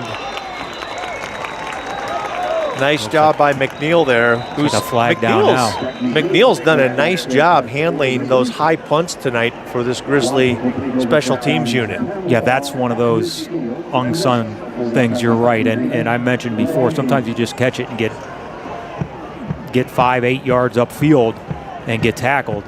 And the alternative is you let it drop and you lose 20 yards. So, yeah, make a big catch in traffic on those high punts, sure-handed. That penalty is on the Grizzlies on a hold. So that'll move them back. It should still be 1st and 10, so that shouldn't be too big. I think we're going to get a big dose of Cooper Gray here, Mike. Cooper Gray's been outstanding here in the 2nd half for this Grizzly, especially here in the 3rd quarter. And I agree with you, a steady dose of him. Here, if you're Cooper Gray, if you're any ball carrier here for the Grizzlies, Solon has done a good job of creating turnovers tonight, punching the ball out or even trying to strip it. So you've got to protect the football. Yeah, I'm sure he knows that. This offensive line for the Grizzlies has really done a great job, especially in the 2nd half. Motion to the near side. The give is to Cooper Gray. He'll slip through and get a gain of about, they're going to give him 4, I believe, on the play. And we've got a timeout. Solon will burn a timeout here, I believe. Yes. Solon will use one of their timeouts. And of course, their mandate here is to get off the field and 3 and out. And listen, talk about the offensive line, talk about Cooper Gray again. I mean, how good you are when everybody in the stadium knows you're getting the ball. I mean, if I'm Justin Todd, I'm just giving it to Cooper Gray. Yeah. And I at this point, and I think everybody knows that. You got to know that if you're Solon. I mean, he came into today's bowl game with 105 carries on the season, 843 yards. He needed 157 to become a 1,000-yard rusher. He's done that tonight. He was averaging 8 yards per carry. His longest was 72 yards. So, I mean, this kid is just, he doesn't, when you look at Cooper Gray, you're like, there's no way he's a running back. Yeah, but he is. He's great at what he does. And he's proven how great he is. You know, it's one thing to be kind of second fiddle to Gavin Madigan, who you guys have called him lightning and thunder. Madigan is so tough, but Cooper has shown that he can do it all. Yeah, Cooper slash and flash, and Madigan is smash. Bryson Hall, left side, pitch to Cooper Gray, enough for a first down. How about the junior? Huge first down. Yeah, he's, and you know, the thing that Cooper, that I've seen him develop over the last couple of years, Scott, as a running back, is he is no longer just easy to get down. You know, he's, you know, you see 3 or 4 or 5 guys. I mean, he just keeps his legs turning, and that's, you see, I guess as a coach, you call that maturity as a running back. Yeah, he does not go down on the first hit. He is hard to tackle with one guy. And you're right, 5'11", I'm looking at 5'11", 170. And he just bounces off people, and that was a good example of that last play. I mean, it takes 2-3 guys to bring him down. Yeah, and here, you know, Solon will not burn a timeout with Wadsworth with a first down. But now Wadsworth will definitely, Coach Todd will run this play clock all the way down. And the game clock will be under 2 minutes. When this ball is snapped from scrimmage, it is 1st and 10 from the Comet 48-yard line, in what has been, what would be an incredible survival win for this Grizzly team as Gray continues. See that? I mean, he just keeps moving. This offensive line, Gray and his offensive line, Jones, Ludke, Fortner, O'Connor, Kaufman. I mean, if I'm Solon, Mike, I'm sending 11 guys at Cooper Gray right now. Yeah. I mean, you think Wadsworth's going to throw it the way, you know, with the luck they've had throwing it tonight? I mean, they're giving it to Cooper, and they are really just exerting their will on the Solon defense right now. They have clearly taken over this game, and that's what we hoped would happen from the start of the game. Just mistakes and goofy plays really have not allowed them to do it, but they are doing it now. Wadsworth outscoring Solon 21-3 here in the second half. And again, you can't say enough about these guys. Jordan Jones, Gabe Ludke, Merritt Fortner, Brady O'Connor, Eli Kaufman. Just incredible offensive linemen that have bought into a system of physicality up front. You've got to win the trenches if you're going to win any football game, and that's where games are won and lost. Yeah, and if you talk about Cooper Gray the way we've been talking about Cooper Gray, he's not doing any of that without this lineman. What Cooper does great is, you know, all you can do is let the lineman block. You got to be able to make a move, run through a tackle. He does that, but it is all starting up front with these guys. Gray in the pistol behind Hall. Handoff, Gray up the middle, spinning, still on his feet. Gray pushing inside the 35 into the 33-yard line of the Comets. Well, and every time we talk about him, Mike, he's making our point for us. You know, the linemen open up a hole. Gray gets through it, and then he gets yards on his own. Yeah, it's the yard after contact that when you see Cooper Gray develop as a running back, it's those yards after contact that he's arrived, and he's only a junior. And can you imagine when Madigan comes back into this lineup, how much stronger this offense is going to be? And they've overcome 6 turnovers. Let's knock on wood tonight as Solon uses their last timeout, as there's a good look at their junior, Gavin Madigan, looking good. And I think, you know, he's a really good player, as you know, Gavin Madigan, and you know, he's a difference maker. As you've been saying, and to give him, listen, you know, we're going to sneak out of here, we hope, with a win. They got North Royalton next week. I mean, you give Gavin another week, you know, let Cooper Gray work, get Gavin back healthy for the playoffs. You know, that's what we're hoping. I think that some of that stuff might have been going through the Grizzlies kids' heads in the first half, but boy, what a test for them tonight. Yeah, they've had 2 tests already, Hudson and Nordonia, and Solon certainly came in tonight, and we're going victory formation, and can you believe it? The Grizzlies with 6 turnovers against the Comets here tonight, and they will escape Unbelievable. with a 28-27 victory and go 9-0 on the season.